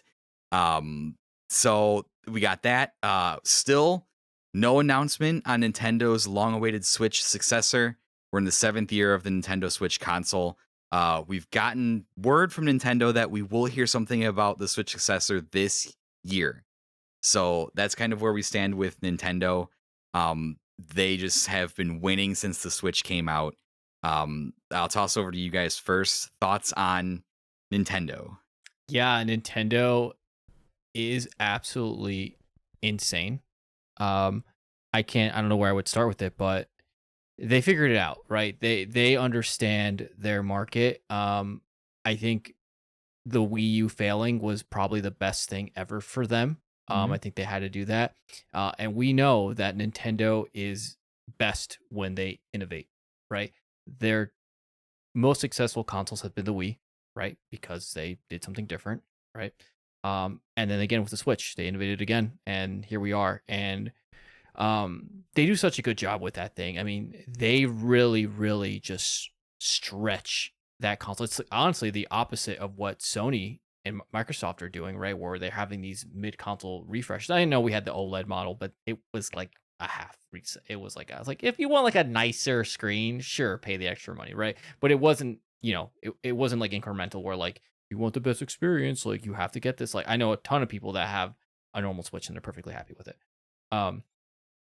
But it is the fact that they really, really know their hardware. They really, really take out as much juice. I mean, we looked at this direct and we're like, what are they gonna possibly show? The Switch is done. It's done. There's nothing left in it. And they're like, nah, the Switch still got in the tank. We still got something for you. And to me, that absolutely blows my mind. And that's why they're the best. That's why they are the best out of all the three, I think, in my opinion, when it comes to hardware and software. Because they're able to take something that's 7-8 years old at this point and still make it feel refreshing, and you just can't wait to like get your hands on that game. And it's not like they're having this big AAA experience like the other ones are. No, it's another Mario game, but it's the fact that they know how to innovate fun and make it keep fun fresh. I don't know how they do it. It's literally magic. well said, man. Well said. I mean, again, like you said, for people to be convinced and going back and forth on Twitter, thinking that Metroid Prime 4 is running on the next hardware, that's how you know. I saw that, yeah. I mean, Nintendo just doing Nintendo things. Like they just know how to, like, showcase games, right? And again, retro has a lot to do with it as well. But it's just so fascinating to see a console of this magnitude, of this, like the Switch being so successful. Who would have thought having a console slash like a hybrid, right, do so well, right? And like again, you said the fact that the Wii U failed, right? It was the best thing that ever happened to them, because we kind of knew what the Wii U was supposed to be. It was right there. We understood what they were trying to do, but it just the execution wasn't quite there, right?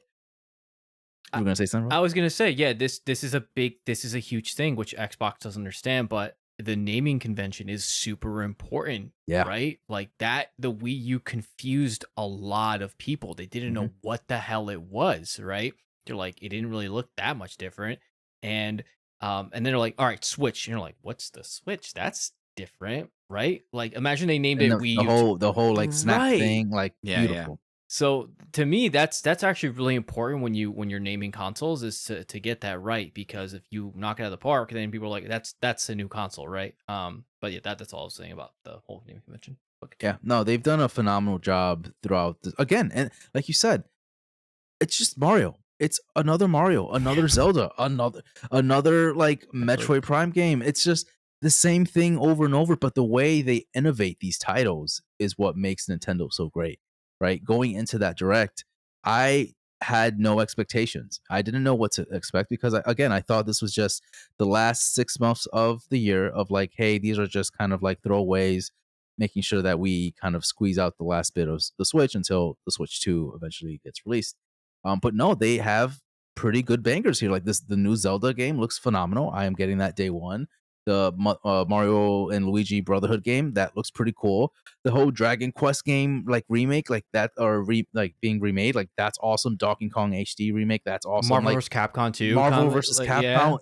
Yeah, like we don't that talk about how huge that is. That's blew my fucking mind. enormous. Yeah, I'm like, come on, dude. Like, there's no way they're like knocking. And of course, they had like throwaways in the direct, like some things that we didn't really care about. But for the most Farmagia part, Farmagia or whatever it was called. yeah, whatever that thing was called. Magic But like farming. for the most part, this was a banger of a show, and obviously to like end it with Metroid Prime, a game that I didn't expect to be here. I always throw it in there as my, like speculation. Like maybe we'll see. Hopefully this time around.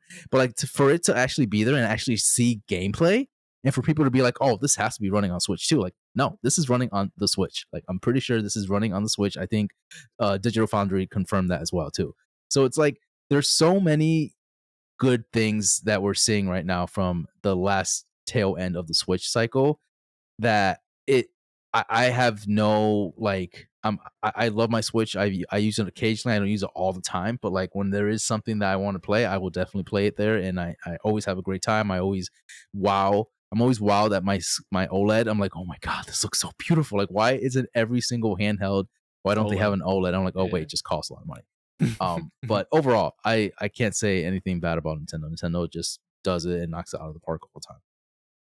Yeah, I agree. And let me preface this by saying, whenever you like praise Nintendo on the internet, you get like this accusation of like, oh, you're just glazing Nintendo or like Nintendo fanboy or whatever. Like, oh, you're just saying that because it's Nintendo. And don't get me wrong, like Nintendo as a business makes some decisions that are not awesome for sure. Yeah. I agree. Going after emulation, going after like people's YouTube videos. I just read an article today that they're going after people that produce sheet music for their music so that other people can play it on their instruments. Just kind of like people do it in their free time for no money, and they're going after them for it. So just like really just questionable things that Nintendo does. But in terms of like the accusations of like Nintendo fanboy and glazing, look at the numbers. Sony and Microsoft would fucking wish that they were doing what Nintendo was fucking doing. 100%. Like they're not even in the same league. It's like not when Nintendo just said, "Hey, we're not competing with this." It's like they're like, it's not that they're not going to compete with them. It's like they're like, we don't have to compete with them. Yeah, because we're fucking Nintendo. And they are. They're fucking Nintendo. 140 million Switches. Like they have so many games that have sold over 10 million units. Yep. And they're all their own first parties. Mhm. And they do it in budget, and they do it and they make money, and they do it and their games are innovative. How many people like look at the when Tears of the Kingdom came out? I remember seeing threads of game developers were like, we have no fucking idea how they got this game to work. Like they're like, this is literally magic. Like we have no idea. And it's because that when Nintendo, this has been Nintendo historically, their hardware's never been top of line. And when they have tried to commit or compete hardware top of line, they got smoked. GameCube. And after that point, they were like, we're not going to do this. Yep. Throughout Nintendo's history, when they work against the limitations of their hardware, they're at their absolute best. Nobody understands their hardware better than them. Nobody is more innovative than them to get the most out of their hardware and design fun games that make the most of the hardware limitations. It just nobody else does. And I don't know why that is. Probably because Nintendo like they don't fire people. You don't hear about Nintendo like laying off tons of people. They keep their people together. I read an article that Nintendo is actively recruiting the next generation of Nintendo employees out of college so that the old people can train them before Miyamoto's getting up there in age. The old guard of Nintendo is not going to be around forever, unfortunately. So they're preparing for a future to carry on that legacy. They're not even in the same league. They're not even playing the same game, and they don't have to because they're fucking Nintendo. And for whatever reason, their games still sell.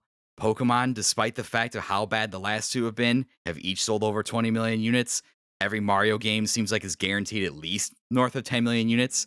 The last two major Zelda games combined have sold 50 million units. Like that's not AAA video game numbers. It's just not. And by the way, for Tears of the Kingdom, they said you're gonna pay $70 for that instead, and we're just like, yeah, okay. Yes, we didn't even bat up. The number of copies of Tears of the Kingdom sold times the $70 price tag, if you're just assuming they're all sold at full price, which they probably were, because Nintendo games never go on sale, or if they do, it's like for $1. $1.4 billion in revenue from just Tears of the Kingdom. 1.4 billion. And Nintendo doesn't have these problems of budget because they keep their teams smaller than the standard AAA development team, but they just and for whatever reason they're able to make things like Tears of the Kingdom. Whether or not they have like good business practice, like they're working their employees 100 hours a week, like that's another question, because you don't hear that out of Nintendo, and it's probably the case. But in terms of like what they're doing with this generation, like to me, it's not even remotely close. And it's just, you can call it Nintendo glazing all you want, but I call it Nintendo truthing, and it's just not even comparable. So it's insane. I was just gonna say, Nintendo, they take calculated risks, right? That's what they do. Like they will stick their neck out there, and it's like, you know what, we're gonna do this thing. But they've gone so so amazing at it since the Wii, that like Sony and Xbox, if they have a risk, if something bad happens, they're like layoffs immediately. Nintendo, no, they're just like, we're gonna stick with this, and this is how we're gonna do it. You know what I mean? And we're just like, okay, guys, yeah, sure, we'll follow you. What are we gonna do? There's a report that came out, it was I think 5 or 6 years ago, that Nintendo could take severe losses for like 50 years and they wouldn't go out of business because they have that much money saved. That's insane. Like it's just they're not going anywhere, and and they've built an incredible business. It's not only that, but like the cadence and the release. I think if I remember correctly, they have a business strategy that they want to release one title a month. I think they've been doing that ever since the Switch release. I'm not 100%. They might have missed a few days, like a few months here and there, but like at least once a month, there's a title. Maybe it might not be the biggest, it might not be a Zelda or a Mario, but there's a title once a month that they release, and that cadence that they have has worked out well for them, right? Like they've released decent amount of games throughout the years, and I think that has proven time to time like it works. Like their business strategy works, right? Like again, like you said, Eric, they don't make the best business strategies, that they don't make the best ones, but there's times where like as far as like releasing games, they do it. They know what to do, man. They know how to do it. So kudos to them. And I was gonna say, you could argue too that those games, the one a month, like you said, they're major IPs that have come out on the Switch, on this console generation, arguably some of the best of their series. I mean, I don't think people argue that Breath of the Wild and Tears of the Kingdom aren't among the best Zelda games ever made. Yeah. In my opinion, Mario Odyssey is, if it's not the best, it's one of the best 3D Mario games ever made. Yeah.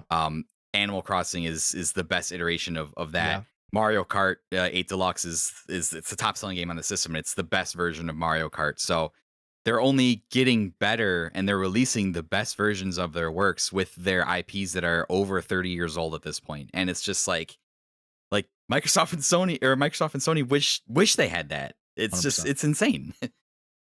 Now, if you guys don't, would you guys mind going into like the speculation station here? Choo-choo. Yes. Choo-choo. As far as the Switch 2, right? We obviously know it's coming. I think it's 2025.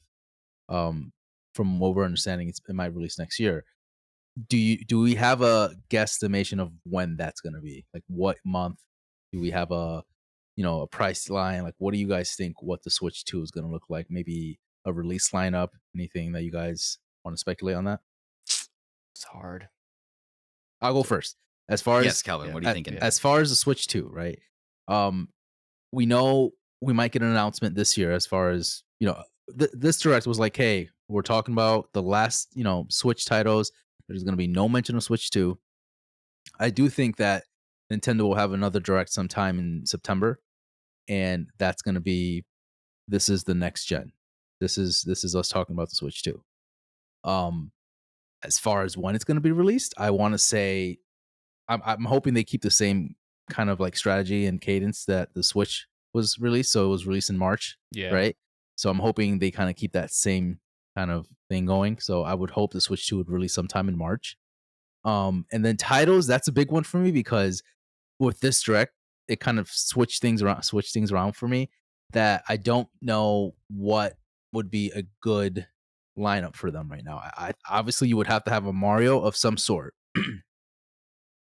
Brotherhood kind of threw that out of the loop for me because I felt like, I mean, that's kind of like not like a full like line Mario game. So I would assume Those are more like a Mario RPG games. yeah, So, exactly. So I would still say a Mario game would be in there, maybe like an Odyssey 2 or maybe like a Mario Kart of some sort, Mario Kart 9 maybe. That would be really fucking dope, right? Butterflies just from you saying that, like that'd be insane. But they have to have some type of Mario. And then I was gonna say Mario or Zelda, but because of the Zelda title, I don't see that happening anymore. So I would say Mario Odyssey 2 or a Mario Kart 9 would be something that they would kind of fall on. So we'll see. I don't know, but I don't know what you guys think.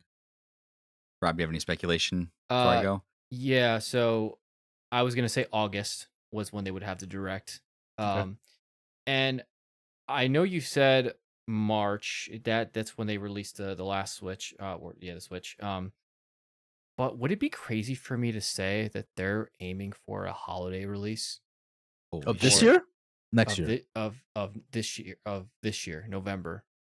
Really? That would be wild. That's insane. Because if you think about it, like the GameCube, Wii, they released in holiday. And when they show this thing off, when we get that direct in August, September, whenever they decide to do it, it's done. It's gonna be ready. It's gonna be, for the most part, we will see a finished product when they announce it. There's a reason why they're taking so long of showing it off, because they want a finished product by the time they show it off. They want you to show its full capabilities and what it can do and explain it to where, like, okay, this is the thing. So I imagine they're gonna probably be like, all right, well, we have the holiday, let's sell as many as possible as quickly as possible, because I feel like people might be a little less likely to upgrade to the Switch 2 in March.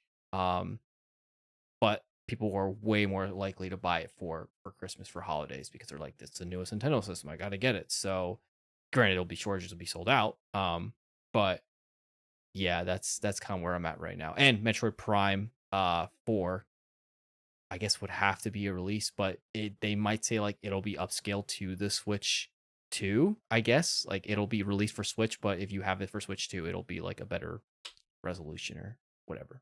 So yeah, I was kind of on the same page as Calvin. I was like, if Nintendo's done this thing recently where they don't really play like this hype train game, right? They don't. Okay. They've had the last several directs, they haven't announced anything that's like less than, I would say, a year out, really. The last two games they did that for was they did Metroid Prime 4, which obviously was gone for like 6 years, and they did that for Tears of the Kingdom too. They announced that pretty far in advance. Since those two, they don't really do that. Even like Super Mario Bros. Wonder, they had announced that in the summer direct, and then it was available like in the fall, which is like insane. Like that's a major Mario game, and they did it for that. So yeah, I can't imagine the time period between them announcing it and it debuting being super long, which is why they've been so tight-lipped about it. Yeah, my initial gut also, like Kelvin said like March or April, May, like early Q1 or start of Q2 2025. But man, Christmas would be insane. It would be nuts. I feel like that's too much. It feels super soon. But think about it, like when they release like iPhones, they always showcase it like they do one a showing Right. in like August, September time to get you hyped up about it, and they're like, it'll be ready in November, and you're like, Right. let's go, I'm gonna get my pre-order my iPhone right now. Like, Right. But is I- it competing with anything else? Like, so It's Nintendo's not going to competing with be anything else. I right. want some Christmas money.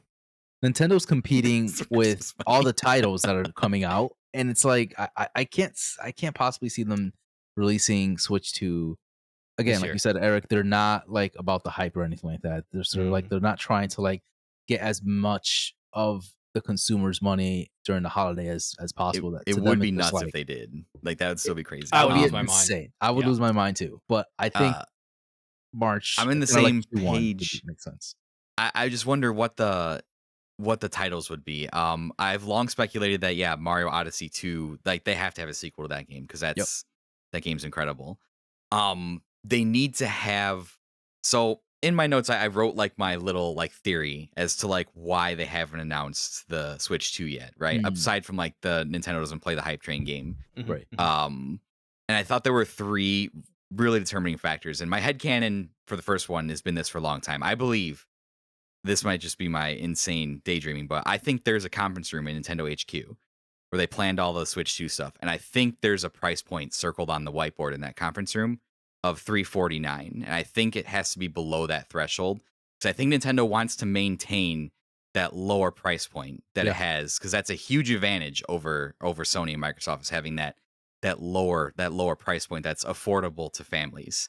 So I don't think like, and the second part of that too is they have to have a reason for people to upgrade. So it has to be a significant improvement from the Switch and the Switch OLED to like for people to like buy in and just be like, oh, it's like a tiny step up from the Switch. So I think the struggle for them is the last couple of years is they've been wanting to do this, but they have to figure out how to make it more significantly powerful. Again, not as powerful as like the current gen consoles because Nintendo doesn't play that game. So it'll still lag behind what like PlayStation 5 and Xbox are doing today. Sure. But it needs to be at least marginally more powerful than what the Switch is currently. And I think they've had trouble achieving that and achieving that lower price point. So that's kind of like my headcanon as to like why they haven't said anything. Yeah. And I think too they need to have the compatibility down because people like me have built significant digital libraries on their Switches through the Nintendo eShop. And I think that you have to be able to like migrate your Nintendo account to the new Switch and like have all of your stuff work on it. So you have your library with you. And I think that's something that they've been trying to figure out as well. Because to get a new Switch too and just have like 4 games you can play and be like, oh, sorry, all your old stuff stuck on the original Switch along with all the NSO stuff and they don't have any of the NSO stuff for the old games, that would suck. I would hate that. That would be stupid. So I think that's the questions that they're really trying to like figure out. And I hope they have that figured out. As far as like a launch title game goes, some people were like theorizing it would be Metroid Prime 4. That game would probably end up on the Switch too. They'd probably have like a nicer version of it, but Metroid isn't a game that you lead a console with. Like I love Metroid personally, and I know it has a lot of fans, but Metroid Dread sold 3 million units, and it's the highest selling Metroid game in the franchise. So Metroid games just don't they don't have as big of a fan base. So it would have to be some kind of Odyssey 2. It would have to be like you need to meet the expectations of the Switch launch, which had Zelda and Mario Kart 8 and had Mario Odyssey later that same year with insane fucking launch. Yeah. So you need to have a Mario Odyssey 2 and at least like a Mario Kart 9 is like something like that. Yeah. So that's just kind of my thoughts on it. Yeah, I agree. I think that's I'm hoping we're all right in this, honestly, because I don't know what else they could do on a Switch 2 release thing because we've kind of gotten entries in like a lot of the major Nintendo franchises over the last few years where it's like they won't have a Tears of the Kingdom level Zelda game ready for a Switch 2. I can't foresee them like I could see like they just did a Fire Emblem game not that long ago. Like Xenoblade, they just did a Xenoblade game not that long ago. So it's like I don't know what you would have ready for like a Switch 2 launch other than like Mario Kart, Mario Odyssey. Maybe they do like a Twilight Princess HD remaster for the Switch 2 launch, and it's like an amazing version of Twilight Princess that people have been asking for. I don't know. It's tough because they're in a weird spot, because typically when they release consoles, they always have like the handheld and they have the home console, right? This generation's the weirdest one because they have the Switches, it's the handheld. I'm looking at the price points. You said $349. That's how much the OLED is right now, right? That's the original price was $349. Oh, interesting. The original Switch without the OLED is $299. And then the Switch Lite is $200. We're adding a new SKU. What happens to the rest of the SKUs? Because they're not just going to go poof, gone. How does that look like? Are they keeping the same price points for these, or are they getting rid of a SKU? Like, are they going to be phasing out the Switch original and just keep the Lite, or are they getting rid of the Lite and keeping, you know what I'm saying? So it's kind of a weird. They tend to do that a lot, though. No, I think if I was Nintendo, I would probably get rid of the OG SKU, keep the Lite, keep the OLED, and then keep the successor.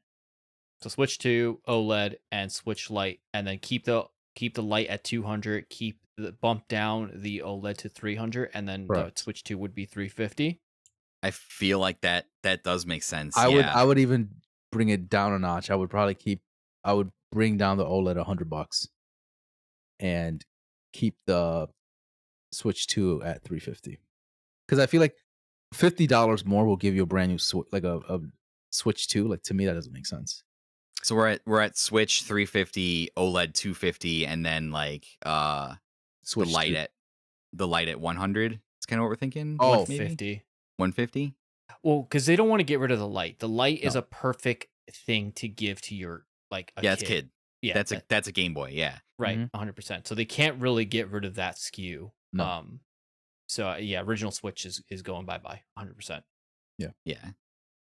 That's just again speculation on my part, but I feel like $299 is like the good price point. Like, that was a great price point for the Switch. Like, I felt like that wasn't too oppressive. When you start to get closer to like 400, that's when, at least me, I start to hesitate a little more once like purchases start to approach like past 300, 350. Now you're getting into 400. 400 is closer to 500. So I would say 400 would be the max they can absolutely go without, I would think so, shooting themselves in the foot. I could see them going for, if they could do like 1440p game, which I don't think it would be able to do that, but battery life would be atrocious. Right. That's a thing too, is like we got to think about the battery life, because would it be like a 1080 screen now? Because right now it's 720, right? The resolution on that thing. I think it's 720. I think so, yeah. Yeah. So, well, some people have even floated it being like the DS, where it would like fold open with 2 screens, and I'm like, that's a bit much. There's no way. Again, though, what makes the Switch so successful is the simplicity of it as well. Yes, agreed. Right? You don't want to make it too crazy. You don't want to you want to jam pack all these technical things. The Switch runs amazing. The battery life is phenomenal. Let's not tinker with that, right? Let's keep it. Fuck with that. Yeah, let's keep it at a bare minimum. People that will still enjoy it, but also kind of innovate a little bit. But I would say 350 would be max for me. Keeping a 1080p wouldn't hurt. I think that'd be, that's nothing to go crazy about. The big thing, I think, Eric, you alluded to, is that they have to be backwards compatible. 1000%. No way. It's Nintendo, so I wouldn't, I wouldn't put it past them saying like, hey, but I think this is a different Nintendo than when they released the Switch. And I think they're kind of understanding of like, okay, this is where we need to go, and this is where the industry is moving towards. So let's do this. Let's get let's do the whole backwards compatible thing. And I think they'll have a hit, man. Like, this is, again, like, they just will have another success on their hands, especially if they continue bringing those games like they do now. Like, there's really no stopping Nintendo at this point when it comes to their hardware and their software.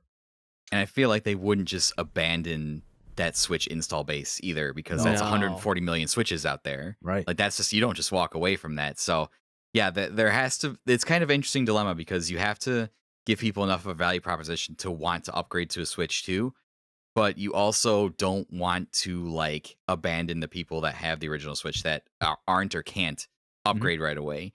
And you still want to give them experiences. But then again, conversely, you don't want to piss off the people that have the Switch 2 and are like, well, I bought the Switch 2. I need new experiences. I want better experiences. So I don't envy them for it's a good problem to have. I don't envy them for the position that they're in. And history has told us that like ever since the Nintendo 64, Nintendo's kind of been like off on every other console generation. So I hope that's not the case for this one. But yeah, they come out and call it the Switch U, and then that would just piss everybody off. No. They wouldn't do that. No way.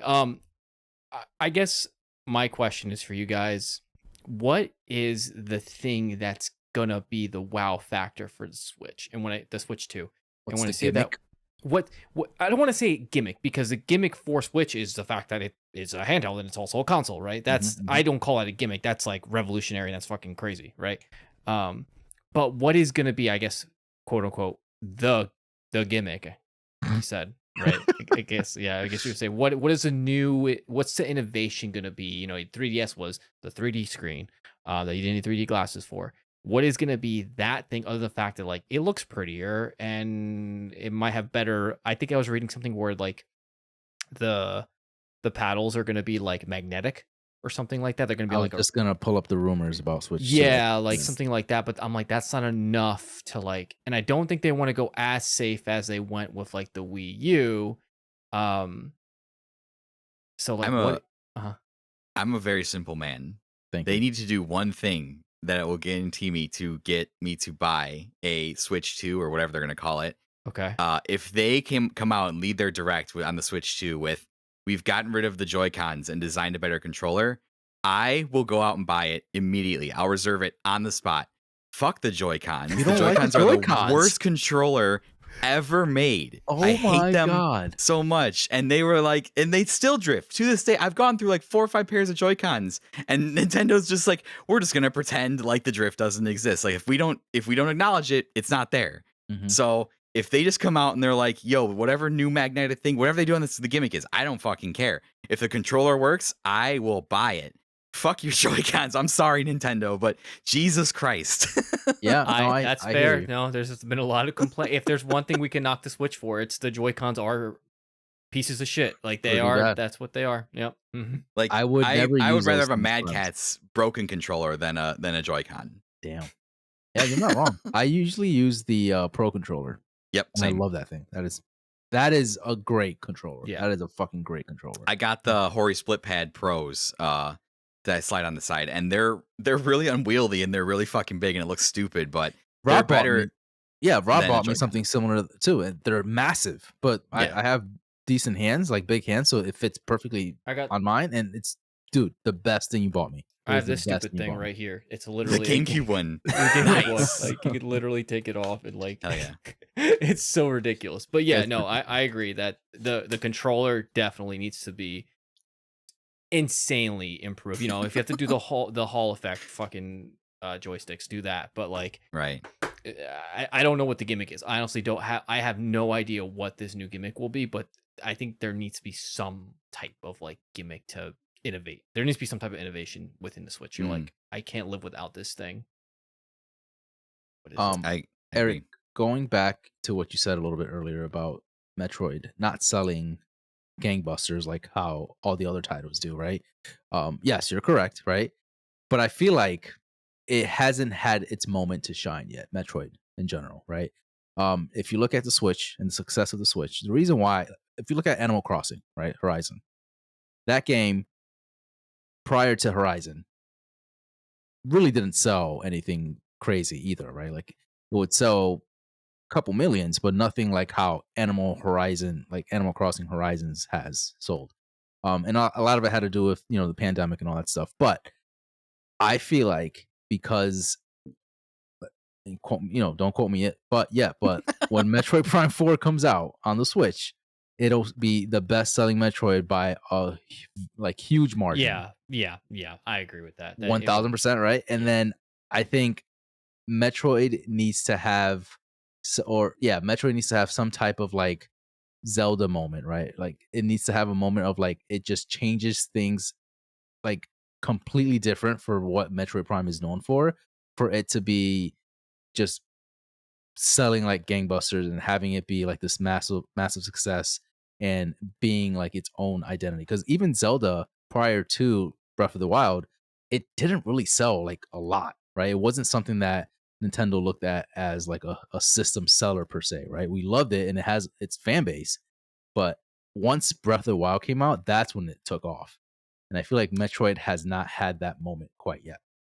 I would agree with you. I would think that has to do more with the genre that it's in than Yeah. anything, because Metroidvanias specifically are I don't want to say niche, but they're more specialized Sure. genre. I just looked up even my favorite Metroidvania of all time. One of the most critically acclaimed games, like one of my favorite games of all time, Hollow Knight, Mhm. only sold about 3 million units. And Mhm. to me, uh, when when you have the name Metroid in your title and the title of your game is part of the genre that you helped pioneer, and Hollow Knight comes along and does it better, Mhm. that's an issue. Yep. I even still think I love Metroid Dread. There are some things in that game that I had a problem with. Love The that the game. 2D Metroidvanias on GBA are some of my favorite games of all time.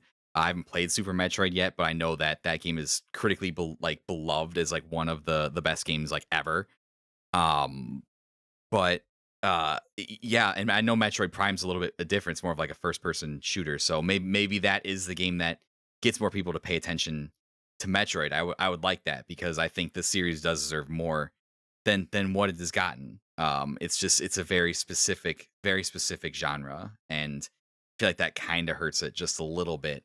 Especially like when I said I feel like Hollow Knight did it better in every aspect. And I feel like there have been some like really good indie Metroidvanias that have come out that have done it really well. Mhm. So I don't know. I would love for Metroid to be like, I would love for Metroid Prime 4 to come out and sell like 20 million units. That'd be awesome. That'd be awesome. And it might do that just because of like how like mysterious the hype has been Yeah. about like, where has this fucking game been for 6 years, and people will want to buy it and see What what it they is. did. And funny that I mentioned Hollow Knight, because like now that we have Metroid Prime 4, like Hollow Knight Silk Song is now like the game that we have no idea Right. like what has become of it. We haven't heard from that game in like several years. Mhm. So I don't know. Yeah, I would love for Metroid to, like you said, I hope Metroid has that moment coming soon. That would be great. And also, real quick, we still need Metroid Prime Remake 2 and 3. Like, that needs to Oh come yeah, out before 4. So, we should be getting that quite, like, soon, relatively soon, Yeah, right? it'd be I would dumb to just say come out with one and they're like, no, you yeah. don't worry about it. You know what I mean? yeah. Like it's And weird. I'm Like excited for those because I've never played 3. Is it what, Echoes, I think I've it's never called? played the Prime series at corruption, I all, think it is. so I'm So excited to try them. Yeah, yeah, you should definitely get the first one. That it's on my list for sure. yeah, definitely get it. Here's crazy. Pie in the sky.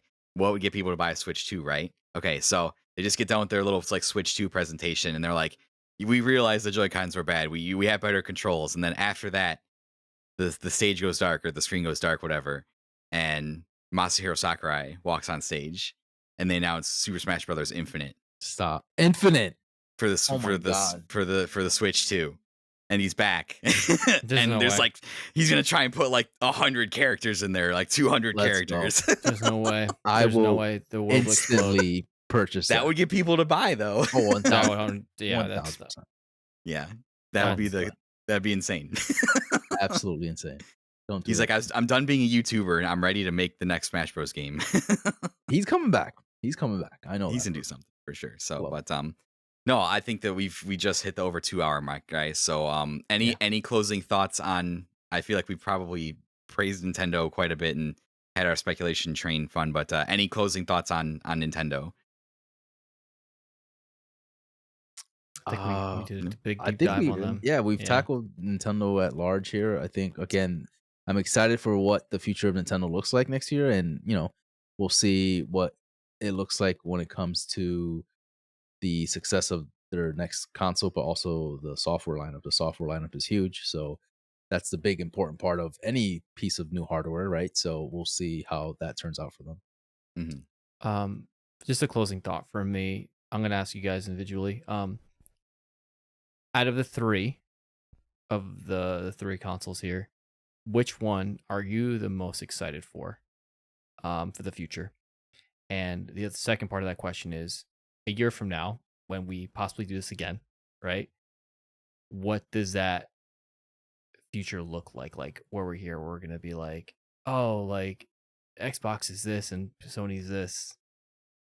what are your predictions, I would say, for the future of those consoles a year from now? So A I'll good start with you, question. Eric. Yeah, man, you're taking over my show. I love it. Sorry. That's a really good question. That's a fantastic question. I can't believe I didn't think to put that in the outline. Oh, you're an idiot, Eric. Just a podcaster in So me. That's all. The Sorry. podcaster. uh, There you go. if it can't, no, that's why I love working with podcasters because it's so organic. If yeah, I mean, if the people listening can't already tell, I'm probably most excited for what Nintendo's going to show. Yep. That's probably my easy answer. My stupid answer is whatever system has Kingdom Hearts 4 on it Mm. is the stupid answer. That's probably the thing I'm most excited for outside of like a console. But I do think probably Nintendo's in the best spot to like maintain their momentum Mhm. probably. Mhm. Um I don't know if it's excited, but I'm PlayStation is kind of holding the course. I'm most excited to kind of see what Xbox does. Uh I guess maybe that's more like curiosity than excitement. Yeah. So, simple answer, Nintendo, just because I'm a Nintendo fanboy and I think the Switch 2 is going to be awesome. Um, More complex answer is probably for Xbox, just because I'm curious from like a completely business standpoint, like what their next move is and what kind of what kind of they're obviously in like a pivot point right now. So to kind of see what they think the future of Xbox is going to look like, and it seems like we're finally going to get a lot of their big games. So to kind of see if they're able to deliver, on that promise that we've kind of been waiting on for several years now. It seems like so. Yeah, I'm with Eric. I think I'm really excited to see what the future holds for Nintendo. I'm sorry, for Microsoft. Just because, like you said, I want to see what their business strategy looks like in a year or two from now. But I'm actually more excited to see how Sony looks like in a year or two. Because, Mm. like you mentioned, we know what Xbox has in store for us now, right? Like we see what their lineup looks like from 2025 and beyond. We don't really know what Sony has because everything's being worked on and they haven't announced anything quite yet, right? So, like, we don't know what the developers of Days Gone, I forget their name at the moment, are working on. We don't know, Sucker Punch. We don't have, concrete answers. Like, what's not Naughty Dog's Yeah. next title look like? Like, Housemarque's been radio silent Housemark, since Returnal. Yeah. 100%. So there's a lot of like, what ifs in the Sony side of things, and I'm excited to see that one showcase where they're like, all right, everybody's ready to show their games. Here's what we have in store. So I'm excited for those two. Rob, what about you? Oh, yeah, I guess I should answer it.